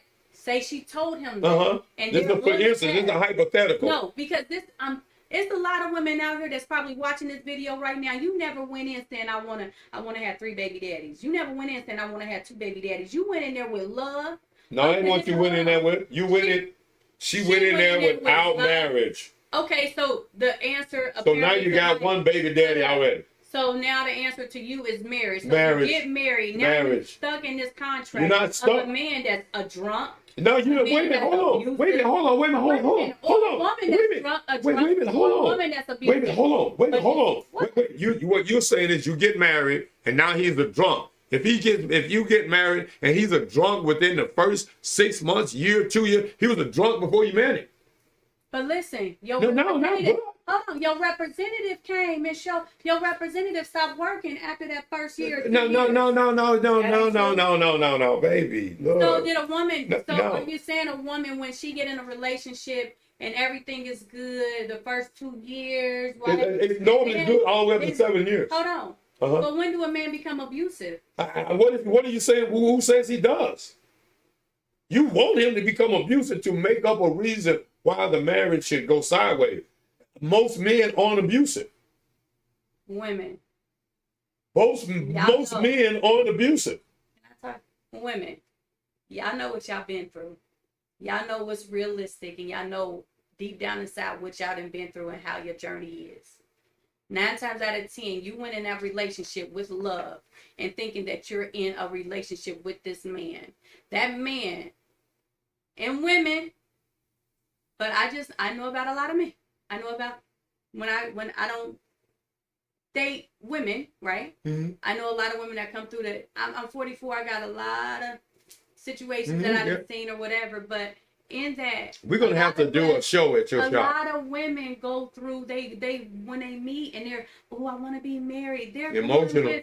But they're going with I want a husband. No, they're not. No, they not. No, they don't. Nah. Now, I need you to take a survey. I need you to take a survey. Yes, I want you to take a survey at your shop, and I want you to be a week survey. And all the women that come in, you ask them, are you looking for a husband or not? Yes or no? I will. And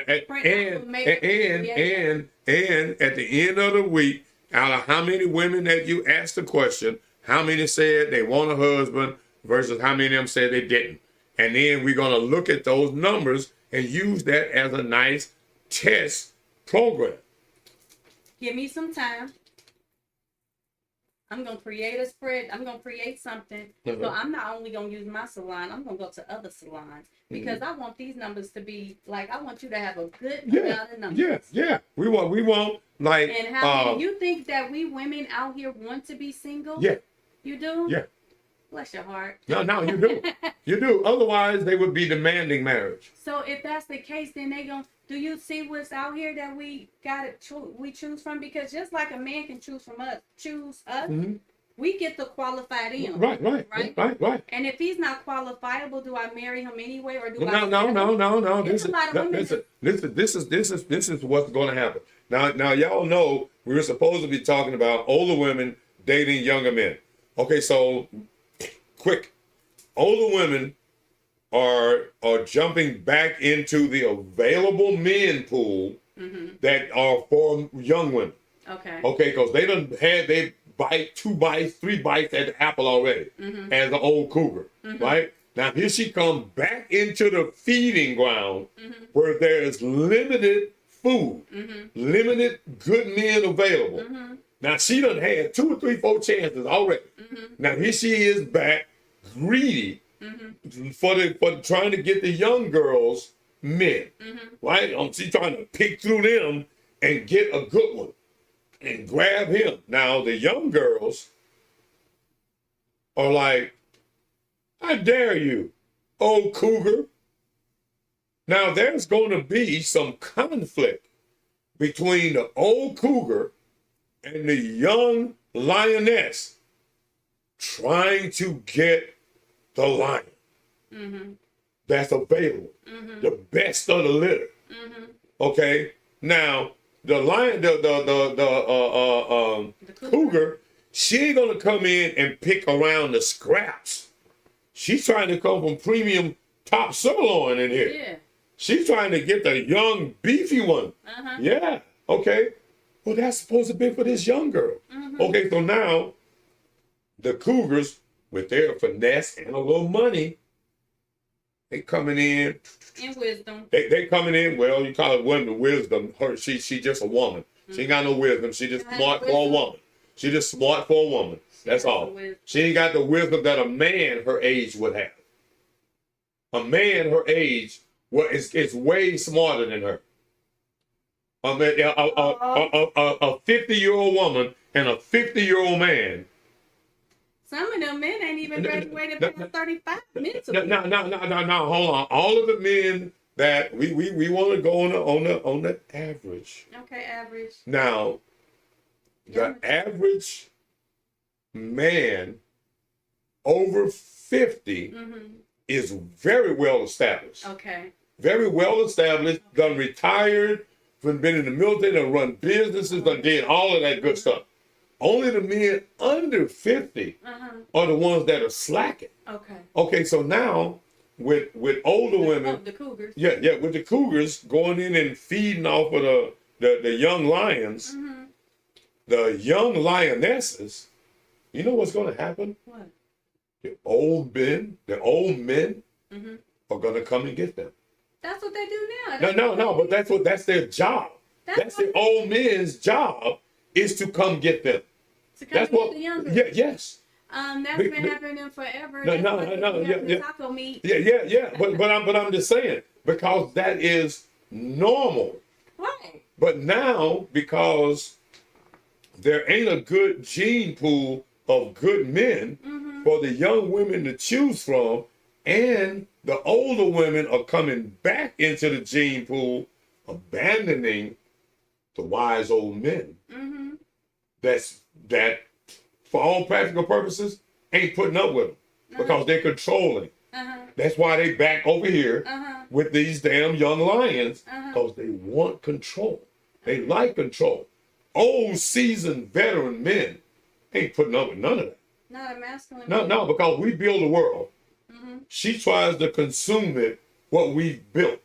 So now, in order to replenish our people with good, strong men and women, these old dogs, these old lions are going to have to come back in here and breed a whole new set of a whole new generation. How about this? How about them old lions go back to them young men and teach them what they need to be taught? Wait a minute. So these young men what they need to be for these young women. Let me tell you, listen. The older women, we didn't drop the ball, because this is where I come in. I want to be able to teach the younger women on what they should be doing to be and grow into a woman. Into a wife. Okay, into a wife. But she got to be a woman first before she can be a wife. She's just not going to come out. No. She's trained. Women, listen, with these young women out here, right now in 2023, they don't have that guidance. Yeah. They didn't get that for the last 50 years. So now, you're going to take them back to square one? You going to have to. Okay, so she's saying she got to take them back to the basics. You got to get yourself, she got to self-work. That self-work. No. Yeah. Counseling. That's why you being the counselor. Okay. You being the counselor, because otherwise she don't need you. She can just do the self-work. She don't know how. Exactly. Right. I'm the counselor. Say, yep, I'm the counselor, the oracle. See y'all? See? Even when I'm right, she ain't gonna let me be right. No, it's still her going to do the self-work. No, but she don't know she need it. Listen, the counselor the heroical me, would tell her, look, baby girl, and could show her, because I made the mistake. She don't have to live the same. I She know. don't have to do the same Okay, thing. but back to us still The procreating and with the being. cougars. See, the cougars is gonna be in the way. Wait a minute. So what happened? You and the cougars ain't having no conversation. Me See, that's where you need to have the conversation. with the cougars? Yeah, you. Well, the cougars probably is like, listen, baby girl, y'all not treating these young men right. These young men, they some stallions out here. Y'all better get it together. No, that ain't what they saying. Listen. That ain't what they saying. She probably like, come on, baby, I got you. Yeah. Now what else? Now what else is she showing him? To be submissive to her and not have children. Not have children, because she's an old woman. She ain't having no kids. So she's taking a young lion out of the pack and sterilizing him. Oh, okay. Yeah, because he can't have no kids with her. He's supposed to be. Don't cougars use them as play toys though? Well, yes, that's right, exactly right. They use them It's a toy, but So they ain't having no babies. They're not having no babies. No, but that's So his job. Hold on.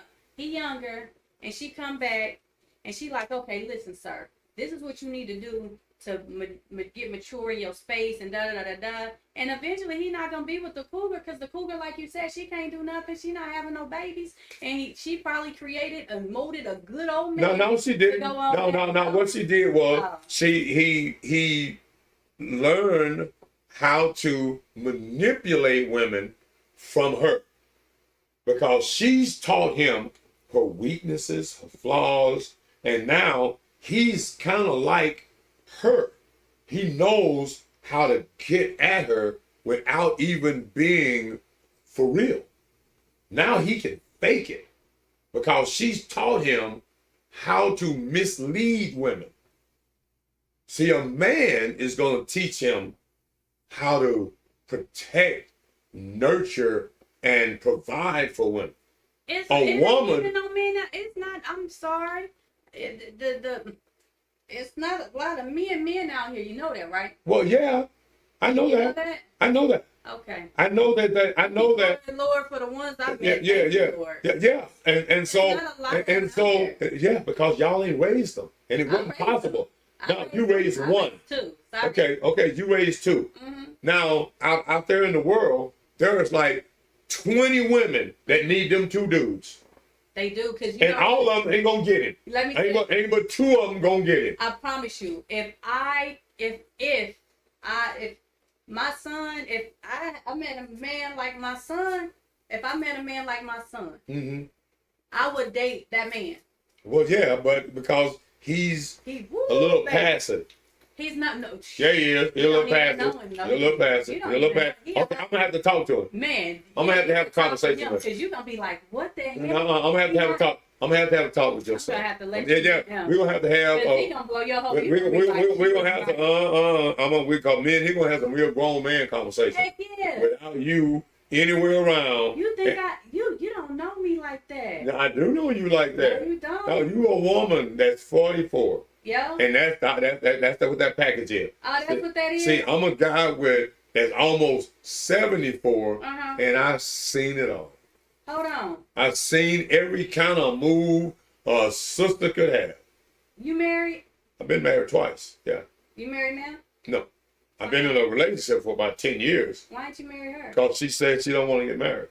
Why don't she want to get married? She said she don't want. She said she still got time to play. Oh. And this is the thing about that time to play.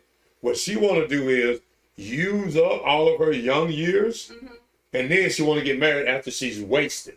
Well, after she's used up. But that's how y'all look at it. Y'all saying I want to give my best years to the streets. No. Instead of my best years to a husband. Man, I've been wanting to give my best years to my husband. But most women think that their best years is for them and the streets and the community. No. And not for a husband and a family. This is for my husband. I always wanted a husband. I didn't even grow up in that type of household. But my mother did marry my brother's father, but I always wanted to have a husband. But what I'm not going to do is, because I want a husband, I'm not going to be desperate. Well, listen. Listen. Okay, let me put it like this. You're not going to be desperate, but you are running out of time. That's true. You're running out of valuable time. See, you only have theoretically like a 4-year window. You're already really past the deal at 44. At 44, see, on an average, men are 10, 20 years or more older than the woman. Okay. Generally, only time men and women are about the same age if they meet in high school or college. Okay. If they don't meet in high school or college, she knows at 30, the guy that is capable of providing ain't 30, he ain't 31, he ain't 29, he's at least 40. Yeah. And so that's when she gonna really come into, oh, I need a grown man. Right. Okay, so now once you get 44, a grown man that would have been your partner would have been in his 50s to his 40s. Okay, so now a man my age ain't gonna have I'm looking for 40 and under. I'm looking between 30 and 40. You know what I mean? And so because in my physical position, I don't have any sons. I'm still looking for another kid. You are now? Yeah, I'm still looking to make another kid. Okay. And see, a lot of women think, "Oh, you too old to that." Not my. No, you can do that with your tools and stuff. Yeah, and because I'm not looking for. Okay, exactly. So an older man ain't looking for no old woman. Okay. Period, because she can't provide what he needs. Okay. And most women don't care what the man needs. Okay. And they never ask him, what do you need? You know what? I probably don't ask that enough. No, because you don't want to know. You don't want to know what he needs or what he wants. Because you're trying to give him as less as possible. Ooh. And if he starts telling you he needs this and he needs that, then you're going to start, oh, I ain't giving him that. I ain't giving him that. Well, me, I would be like, okay, let's work this out. Okay, let's do this. But when it comes to polygamy, if that's ever where you're going to, that's probably just not that's just not for me, because I know emotionally as women, we feel that's a lot of emotional things that when a lone woman agrees to polygamy, if she just be like, I don't give a damn. Okay, no, that ain't. I'm just saying. Like we about to build this. Hold on. One of the things that y'all don't understand about polygamy, men don't pick the women. Men don't pick the women. So women pick the women. So that's a woman that's okay. Not only okay with it, the system understands that the women have to get along. Right. They have to be friends. Yes. They have to be friends. A woman has to be at a certain maturity level for it. But a lot of them are. Okay. Well, how many polygamous relationships? There are a lot of them right now. They have it right now. They stopped calling it polygamy and start calling it just poly. Right. Okay. That there are poly lifestyle right now. So this is the two dynamics that you got. You got one set of women, older women, that are saying they don't need no husband and they don't need no man. You got younger women now are saying, oh, I want to be in a poly relationship. So love don't mean nothing. It ain't about because love that you're talking about is a feeling. Okay. Love is an action. Okay, so now in a polygamous family, what are you trying to do? Build legacy. You trying to build okay, hold on, wait. What are some of the things that you're capable of doing from a man's standpoint, and let's say two women? You can build more. You can build how much more? Three times. 2 or 3 times. Okay, so now. Land. Okay, so hold on. Okay, so check this out. Okay, so check this out. From a lineage standpoint, a guy can have more than one kid in 1 year. Yes. Okay, and not be twins. Right. Okay, from an income standpoint, average woman make $37,000. Okay, so on an average, The average polygamous chick making 37,000. Okay, 37,000 Yeah. is like 70-something thousand. Right. Okay, now he making money too. He making on an average at least 44 or 50,000. So you got theirs coming up to 70. His, that's another 50. So now we like, damn, we like 170, over in there, right? Okay, so now we can get money faster, Right. accumulate money faster, Nobody's arguing against and buy property. Right. Now, shouldn't our love come from our accomplishment? Everybody, you know what? Everybody is, that's just not the thing for everybody. I know, because everybody's too emotional about is. life It's a lot of- when life is practical and Okay. logical. Oh, and And most you- women are not practical and logical. That's why men are here. Right. Look, to balance. You gotta Okay. have balance, yin and yang. Yin and yang. Okay, so But so I now for me, I just don't want. I don't. I know. So see, you I want, don't want to be with a man with 3 wives. Mhm. That's just me. yeah, see, but he getting you that's already had 2 prior kids by 2 different guys. Okay, so he getting you used, but you can't take him used. It's not that I'm not taking him used, honey, because he can have children. He can have his life before me. But when we But come you want to together- limit. Now you want to But limit. guess what? It's a man out there to be like, baby, you know what? I don't want no children. I understand that. Anymore. I know. You know what? We can Now, rock out. And guess what right. we do? Rock out. Now, what you're saying is that you want the luck of the draw that you can get that kind of guy, because that's not normal. It might not be normal, but the way my life is set up. Oh, you want to base the life on you, not him. No, I'm saying the life that's set up for me. That's for my vision, my journey. I'm gonna get what I want. And you're gonna get what you can get as a woman. Okay. No, you can't get what you could get with a husband. Let me tell you. The husband gonna bring more. And I ain't say that he wouldn't. Okay. So what you're saying is that you don't want to have more. No, you want to have less. That's not what I'm saying. You want to work harder to get more. No. What I'm telling you is that you ask and you shall receive, right? God is in my journey, whatever it is that I want, I'm going to get that. And mine is a husband. Mine is protector, provider, and all of those things. I am going to get so that. So you're thinking God's going to do that for you? I know that in my journey, I deserved it. No. You have to earn Baby, everything. I deserved it. Let me tell you, you don't know my life. I know, but I'm saying My track record, it deserve. No, deserve. Ain't nobody deserves anything. How am I not like what? No, you have to earn everything you get. Listen, I earned, and I'm going to still earn. I work for what I get. Okay. And I deserve what I'm going to get. You deserve what your earnings can provide. Okay. Then that's all you get is what your earnings can provide. I stay in communication with the Most High. Okay. Now, from me, and I like this. They always talk about the Most High. God. Now, who did God? Who did God create man in the image of? He's talking about when he created Adam and Eve and all that? No. What if in the biblical sense, God created man in his own image and likeness. I hate it when people make like they don't know this. Okay, God created man in his own image and likeness with all of his power and everything. So then who is God?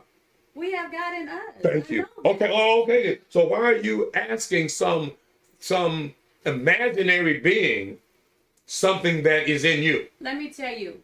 That's what meditation is for. Hold up. So when in that imaginary being that Most High, Allah, universe, whatever it is, when I tell you, I sent a prayer up, and that prayer was answered just like I said it. Now I didn't have me. I didn't go out to be like, where is my son? Get him.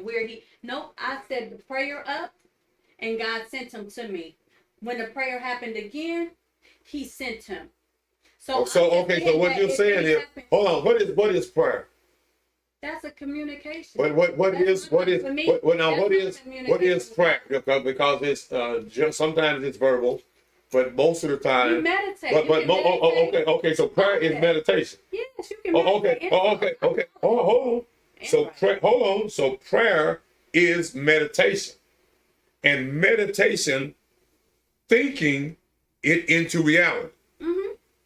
Where God come in? Where some other person come Oh, in? so universe, none of that. You don't believe? You don't? No. I'm not. The universe is in me. Okay. Well, I am the universe. That's fine. We can go through that back and I forth. know. But it's a lot of people that do believe in God. Well, yeah, they Like, believe. that universe, the Most High. Yeah, I know. But Whatever it is that I believe in, made my prayers come true. Oh, okay. Okay. Okay. If that's my meditation, thank you, Lord, for the ability to meditate. Okay, to yourself, and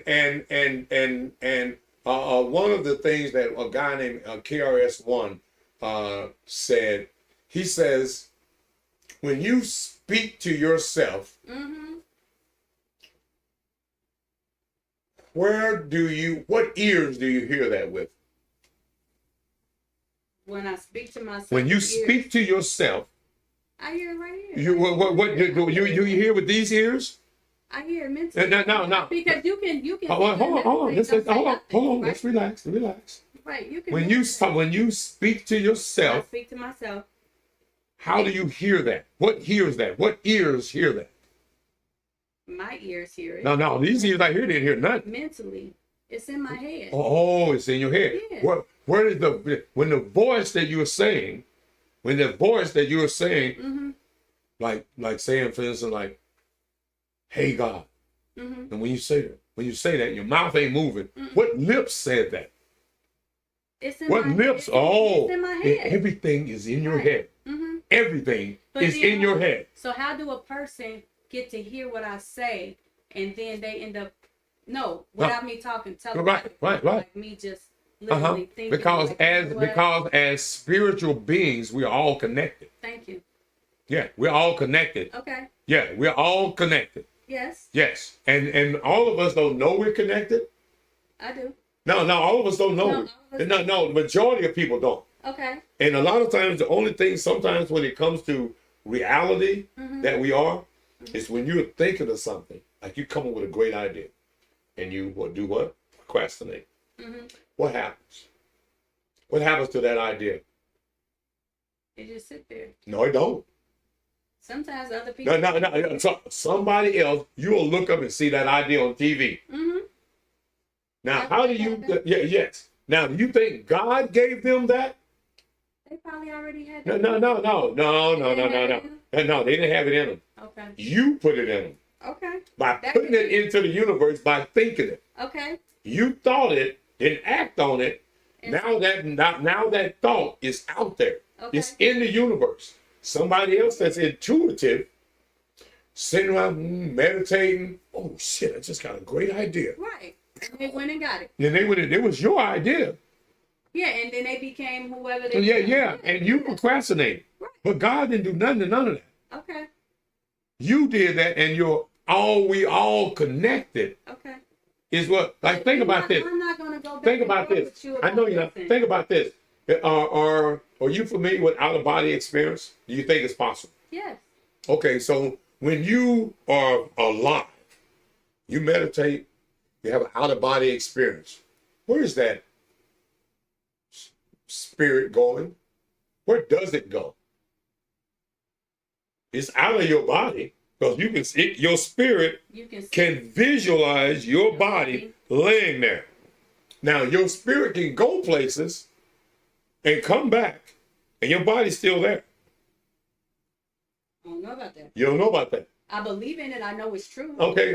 Let me. People that came to me and talked to me that's in the spirit world. Okay. So now we know that there is a connection with the spirit. Not talking about no heaven. Hold on, wait. Okay. Not talking about no heaven, no pearly gates, or nothing. Them people out there in whatever the dimension the spirit moves in. Okay, so now. So yeah, we got to go. I'm going to be working. Answer most of them. We've been on this. Oh shit, 3.5 hours. Normally our lives generally go good conversations.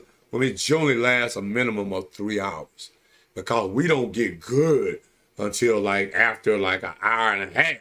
and they start coming out of their real self and stuff. You know? So hold on, this out of body. So what do you do? Because you're saying about the God, and But because when I heard his voice, when I heard him tell me to call someone that I haven't talked to in 9 years, right, and when I called, she was writing her suicide letters. What was that? that was the universe, the spirit, the connection. Because see, you knew them.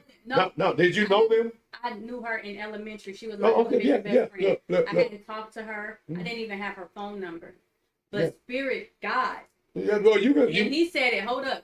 But I heard it how I hear your voice. Okay, so now, same way you hear your voice when you talking and don't move your mouth. Right. Okay. But this one was where I was like, you know what? I'm going to go ahead and keep on doing this. And it said now.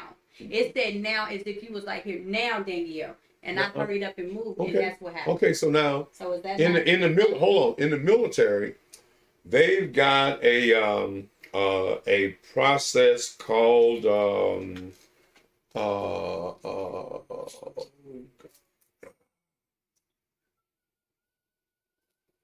anyway, they got a psychic deal. I can't think of the term for it, but anyway, the military knows that everybody is psychic. Knows that humans are built with pineal gland and built for psychic phenomena. Okay, so I'll think of the term of this deal. But anyway, the government has like real special agents that they train in this art. Right. Okay, now this art is being able to go to a place that you've never been spiritually, see something there, and then come back to your body and write down what you saw. So what the government does, they give you coordinates. Everything in the universe, on the planet and outside the planet, has coordinates, has a latitude and longitude, right? North and south, east and west, right? So what they will do is they will plant an object at a certain area, latitude and longitude. They will give the agents the coordinates. There is something at this X, such and such a degrees latitude by such and such a degrees longitude. What is it? They'll go into meditation, do an out of body, and travel to that longitude and latitude, see what it is, come back to their body, and write down what they saw. And as they perfect it, they have agents that, this is some of the stuff people have did that with the moon. You don't have to be on the planet to be able to do this. I forgot what oh God, what was there was a movie called The Zodiac Killer. Long time ago, truck driver and stuff. Yeah, I remember that. And they were trying to find out who this killer was. And they used a military guy that had this ability. And that's how they end up catching this guy. But anyway, by the time we talk again, I'll come up with that term. But think about this. If you can do an out-of-body experience, which everybody should get themselves to a point of doing, that is death. That out-of-body experience. When you actually die, now you got that out-of-body experience because the body ain't there no more.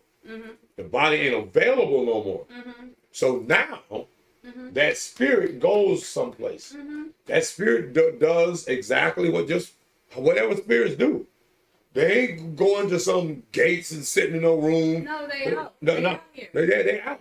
All over. They out here and stuff in communication with you all the time. Because they are your thoughts. They are your thoughts. It's real. No, listen. Listen. They are your thoughts. They are your ancestors. They are your mother, your father, your grandfather, your great-grandfather. You don't know them, but when you look at your DNA, Your DNA tells you who they are Mm-hmm. and stuff, and they in you Mm-hmm. because people like you were saying, like want to get to know myself, and you're not a yourself. Okay. You are a combination of all of your ancestors. And all of my ancestors, baby, they gave me the tools. Yes. Self-work. But now they just talk to you and tell They you need. that, hey, look, you fucking up on that, right? And you like, yeah, no, shit, gotta fix that. Yeah. Yeah. And And then so, you get and accountable and but that's only with people that are open to grow. Yes. That are open, and because a lot of people are good where they at, as Yes. dysfunctional as it is. Yes. And what we have to do, and what we have to do Getting right. is give people the tools to be good husbands and good wives, And to grow. and build good communities and good families. But you know that they have to start with the self, right? No. They start with a good companion, and you work on each other. Listen, why can't you work on yourself Because first? time don't give you time to do Listen, that. I'm glad I worked on myself first because if I'm happy with myself, when my mate comes, he enhances, he's helping. You don't know all that. You don't. Because at the end of the day, your job is to be a better wife and mother. How can I be a better wife and mother if I don't know who I am? Your parents are who you are. These young people, Don't say something. Your parents. No. You saying how are you going to be a better person if all you gotta do is know your parents. Hold up and say you don't know your parents, so you have to work on No. You got to find that out. Oh, okay. You better learn that. Because at least you know your mother, Yeah. at least you know your mother, and at least you know your father. Nope. 90% of the time. You know your mother. Okay, and if you don't know your father, you don't know who you are. Okay. Because he's in there too. I'm not saying that he's not in there. No, he's in there. Whether you want to say he's in there or not. He's in there. And you have his characteristics. You surely do. Yeah, and her characteristics. And a woman typically dates a man that's like her father. Only if she knew her father. Let me tell you how that is not correct. You want to know why? Because I just did the it's one of those things to tell you who your father is and tell you his traits and tell you da da da da da. I realized based on what you like and what you don't like. No, based off of his birthday, based off of whatever it is. Numerology. Right, numerology. Okay, I like that. And then I found out that the men I dated were exactly like my father that I never even met. Because what? Because my dad is in me, right? And I didn't know that I was dating the characteristics of my dad. You were dating the characteristics that are part of your DNA. Right. So then when they did this test or did this thing, I was like, oh my goodness. Oh my goodness. I didn't even know my father, but I know that this is who I dated. I dated men that were like my dad. Now don't you in a good and bad. Now don't you understand how important it is to know your relatives? Absolutely. It's very important. It's very important to have a two-parent household. Well, yeah, it's very important, but y'all don't want that. It's not that we don't want it. That's what you keep saying. I know. Well, why don't y'all do it? Because women, we're not going to settle for anything. Settle? What do you mean settle? Settle for what does settling mean? Settle is for men that's not loyal. That's men that don't have respect. But women ain't loyal. But listen. So why you say loyal first? Man, because there's a lot of men that's. But it's a lot of women that ain't loyal. It's 50-50. Okay, that's probably. Humans ain't loyal. Okay. Okay, so you got to get past. Okay, so you want to get past the loyalty part. Okay, well. You want to get past the loyalty part because we know both men and women have a tendency to not be loyal. I don't know about them, but I know about me. Because I live with my conscience. Let me tell you that. And a lot of people don't live with their conscience. A lot of people don't live with accountability. I live with accountability. But you are trained to be accountable. You don't learn to be accountable. No. People don't learn to be accountable. Otherwise, everybody will be accountable. How are you trained? You're trained by home training. growing up. Okay, you grow you up. don't, okay, and when you lack that and you don't have that home training, then how do you learn accountability? Well, you're gonna have to have counseling. I didn't have to have counseling to learn accountability. No, you grew into it. I knew that. No, you grew into it with trial and error. Be accountable for your actions. But a lot of people aren't. Okay, and that's where we. The majority of people aren't because they weren't trained to be. And it's a lot of things. Man, you know what? I guess I'm a unicorn, and I raised some unicorns. I'm serious because what we are seeming to try to forget that training matters. That life happens by accident. Life happens by training and discipline. That's fine. But what I'm saying to you is, and I understand what the foundation is, we're dealing with young people without foundation. Don't have that foundation. Okay, so you got to give it to them. You got to give it to them. You got to give it to them. So in that, hey, love, I need you to be accountable for some of these actions because these things that you're doing will not benefit you in the long run. Okay. The reason I know that and I can tell you this is first off because I have a gift that God can give me that I can pour. He pours into me, and I can give it to you. Okay. So now, right? what would one of the first? What would be the first advice that you would give to a young single woman without children? A young single woman in high school without children in high school. I would teach her or tell her or explain to her how the importance of loving herself. That's first off. Okay, well that's okay, good. That's good. Important. Okay. Because if you don't No. I mean, why wouldn't you love yourself though? Because we grew. What you mean? No. I'm saying, how do you get to a point? You get to not loving yourself. Yeah. Because of society. Because these young girls are. They don't. Let me tell you how much they don't love themselves.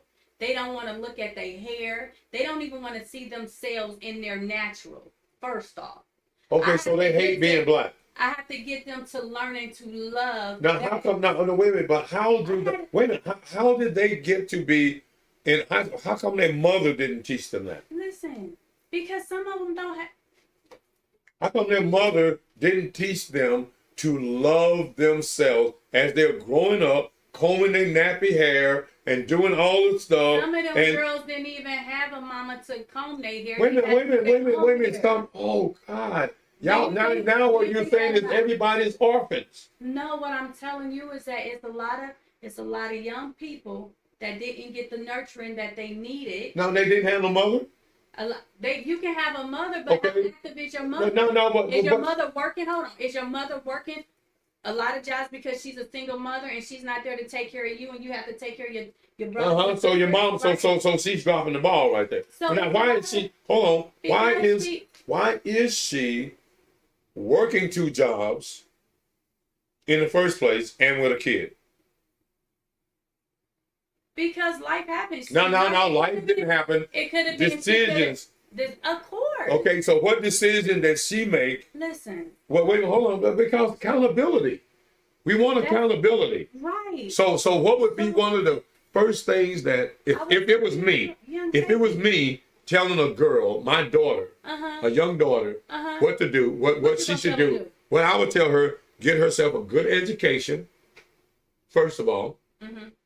Get herself, stay physically fit and stuff, and be a good wife to your husband, to your future husband. So she don't focus on herself at all. She went do. No, we focused on her when I was raising her. We focused on her. Okay. And by the time, yes, that's what parents are for. Right, but what I'm telling you, we can talk about this day. I know, but what we're saying is, what I'm saying is back here. Okay, they don't have no parents. They don't have parents.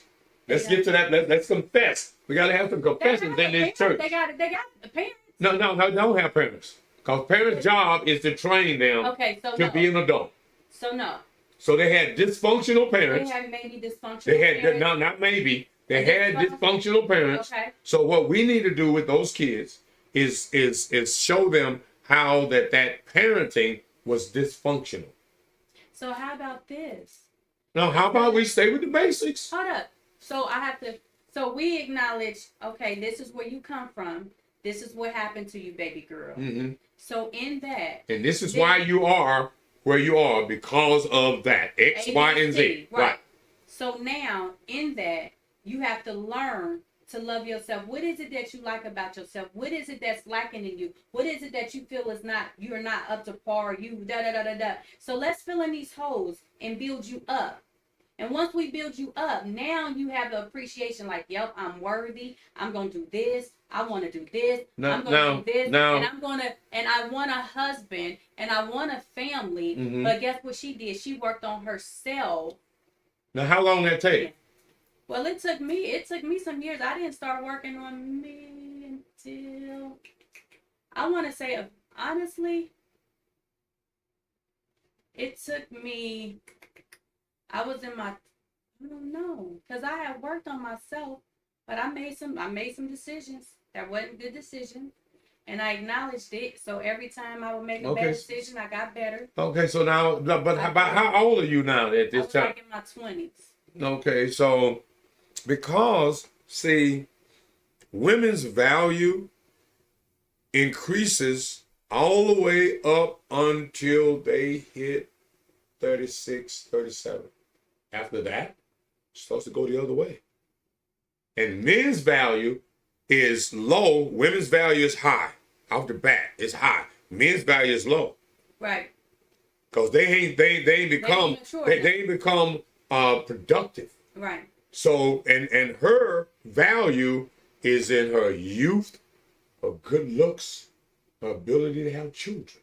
Okay. That's where her value is. Mm-hmm. And something, that's what wife value is. Mm-hmm. Okay, so now as she gets towards 35, 36, 37, probability of having kids, probability of getting married falls off. Mm-hmm.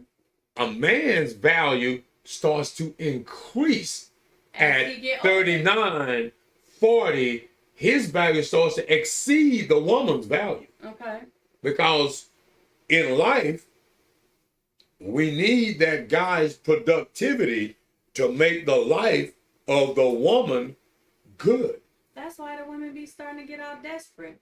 Well, no, because they understood you passed your window of opportunity. So you know what? If she work on herself and she is happy with herself, well, she don't have no choice but to be happy with herself. But if she do that work, like I did that work when I was in my 20s and then I was in my 30s. So now at this point at 44, I can honestly say if I'm married, hallelujah, thank you, Jesus. And if I'm not, you want to die alone. Listen. Do you want to die alone? No, I don't want to die okay, alone. But that's what you set yourself up for. Listen, but it's a man. But that's what you set yourself up for. Because the majority. No. But the majority. No. You listen. You say settle. You only get what. You only get your level. That's fine. You only get your level. Getting your level is not settling. Okay. Getting your level is not settling. Trying to get above your level is wishful thinking. Oh, okay. Because the people above your level, they get to pick. They're not going to pick you. Why wouldn't they pick me? Because they want procreation, they want submission, they want femininity, they want cooperation. And what do you think? But you mean you ain't talking about me personally? No, I'm talking about that's what I'm talking about. What men want. Because I'm saying what men want. Hold up. Everything that you said is right there on my list, and baby, I got it. Except the procreation. I'm not about to make no more. Well, no, that's what I'm saying. And if I meet a man. No, but you ain't gonna meet a only man you can meet. It's men out here that don't want children. I know, but they've been conditioned not to. Whatever that condition is. But you know how many of them that is? However many Very that few. is. Okay, so how many do you think you got to pick from? First off, I'm not picking. He gonna pick me. That's what I'm saying. Yeah. That's why I keep telling you in the beginning. It ain't up to you. It's not up to me because I'm not the one to go. Because some women get it confused. They be like, I'm gonna pick me a man, and they go out and pick. Then they should. They go out and they pick should. They should. But I am not. No, because you want like if you was going out and buying a new car, would you go out and pick it or have the dealership pick one for you? No, Based on what they thought your needs were. Check this out. Well, I'm just asking you a question. No, when he, hey you, like when husband came, when Daniel came and said, hey you, what's up? Then I get to see if it's qualifiable. I get to see if I want to be picked, if I want to go that way. Well, yeah. So that's me though. That's the way I do it. Well, Other women go and pick the man and Well, that's what they should do. Yeah, that's fine. That's what should, because when you wait on the man to come to you, oh shit, you could be waiting. I've never had to wait. No. Me personally, I haven't. I've been blessed to be able to. Well, hold on. No. We want to not be confused. Any woman can get a man to be in her presence. Right. What she can't do is get a man to marry her. That's a different ball game. But see, the men that want to, sometimes when a man asks you to marry him, I didn't turn down 3 of them. Well, it don't matter if you can just turn, but now are they married now? They did get married. No, are they still married? They have successful marriage? Well, shoot, my daughter's, mommy and my son's father, he's still married. Yeah, he's doing good with his wife now. She's doing good, huh? Yeah. You could have been that woman. But you know what? But what? You made a bad choice. No, I'd rather her have a happy pregnancy. Well, I'm just. I'd rather her be happy and have. Okay, all right. Well, see, a lot of y'all are rathering other people be happy and sacrificing your happiness. I sacrificed my happiness at 17 years old. But if you had been married to him, you wouldn't have had that problem. I mean, if you had been married to him, you wouldn't have had the problem. And when y'all circumvent the system by not getting married, you invite all kinds of problems. Right, because again, we're gonna end this show, y'all. We're gonna end this show right there. We're gonna end it because it ain't no to come back to that. Right there. At the end of God created the way he say about courting. The reason you court, you do these certain things is to build up into a marriage. And if we would have did, but we never had. But if we would have did it the way that it says that the instructions was, we wouldn't have all of this dysfunction. We wouldn't. Hold on. I agree with you. Look. One of the main just didn't happen that way. One of the main things that we keep falling away from is what? Family. The creator decided. He gave us the plan. It gave you the what I would say about courting. You mentioned courting.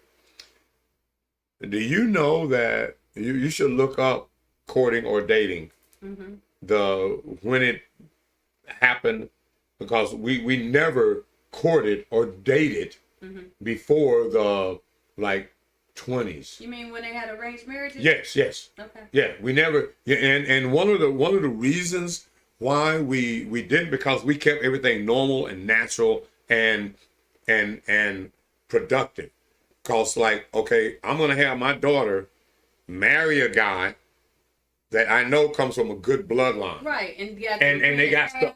And they got stuff. No, they got stuff. That's what I'm saying. No, because we will take the emotion out of this, because this the family, the daddy, and because we don't need no emotions in this, because this is business. Right. Marriage at the end of the day is business and stuff, and it's a business of family and wealth and building wealth. Okay, so now. Yeah. Now in the you ain't gonna stay in a little house. You're gonna have kids. You got to get a bigger house. You got to get bigger. You got to get bigger. You got to grow. You got to grow, and that's what family does. Grow. Okay, so now, when dating started, after we don't do this arranged thing no more, a guy is gonna come by. You know what I mean? And he's gonna bring gifts, right? And now you got to fix yourself up. The only people that were getting gifts and fixing themselves up were movie stars and prostitutes. And the dating, the reason why white America and the Christian America didn't want to go with the dating, because it looked too much like prostitution. Okay. Because now now the guy has got to come and he got to cater to you. He got to do stuff. He got to take you to dinner. That's an expense. Now it's transactional. Mm-hmm. It's not business. It's not marriage based. Mm-hmm. Now it's transactional based. And they resented the whole dating idea in the early days because it resembled prostitution too much. Okay. But it became the norm of him giving her stuff, buttering her. Mm-hmm. And now she just expects it for not doing anything, but just showing up. No, I want stuff. No. Because now women I expect a big dinner. I need to go to a fancy restaurant. Why isn't something simple good? No, it's something as simple as good. No, it's not good. Not on the norm. Not on the average. Go. You in the beauty shop. Ask your girls in the beauty shop what they want. No, I know it's a lot of women that. No, the majority. Let's not say a lot. The majority want stuff for nothing. Well, I deal with a lot of paying women that got jobs. No, that's serious. Wait a minute, but they don't necessarily want stuff. They just, and some of them do. So it's a no. What do they want? What do they want? They want a relationship. They want a husband. No, and they do. I'm just telling you. Okay. There's a lot of women that date that want a relationship. No, they want a husband. Are they dating for marriage? Yeah. No, you're not. They dating just to see how long it's gonna last and how much they can get. And then Anyway, Mike's so funny, y'all. he be on his stuff. But listen, you're right. But now young women, it's a lot of women that do feel like they deserve. But how do you get to deserve something? So you have to earn everything. You don't deserve anything. So when I'm being a woman and I'm in my femininity, and I'm in my loyalty, and I'm in all of that. The only thing I'm not in that you said was that reproduction, but procreation. That's it, procreation. But you can though. Other than that, I'm okay. I know. I'm just saying, but you could physically. Yeah, I could. Okay, so I'm good. Okay, yeah, I know. But see that I don't. So with that, when I am a woman and I'm doing womanly things, he's just gonna be who he is, and he'll feel like he will feel like I deserve it. Well, I mean, he gonna. But I don't come in saying like you got to do this. And you, but you got that in the back of your head. I do have some qualifications. Well, yeah. But you don't have to take me out to no big dinner. If you don't take me out to a big dinner and we go outside and do a spread and you surprise me, I'm happy with that. If you spend some quality time with me and we doing this, I'm happy with that. You don't always have to spend money. Not always. That's just me. Right, okay. Like you gotta do this. Oh, yeah. But why is that? That I don't know why that is. Because they say they deserve it, and I'm like, you ain't did nothing yet. Right. So how you get to deserve something you ain't did nothing yet, but showed up? That's big, man. I don't know why they think that. Ladies, why y'all think y'all get something and y'all ain't did nothing yet? Y'all just showed up. All right, cool. We're gonna end this with we gonna end this on that. We're gonna cover. Damn, we've been almost 4 hours. Girl, you done took away all my day. Good Lord, Thank y'all so much my people, my customers, they gonna be pissed. I got another guy bringing a car in this evening. Good Lord, have mercy. I need some employees. I need an employee out there. I need a helper. Some of y'all, we need to do some classes over here, teach y'all how to do upholstery and stuff. Because I'm like, dude, and doing this too. Oh, okay. All right. So we got to go. She's out of here at the transition. Bye-bye.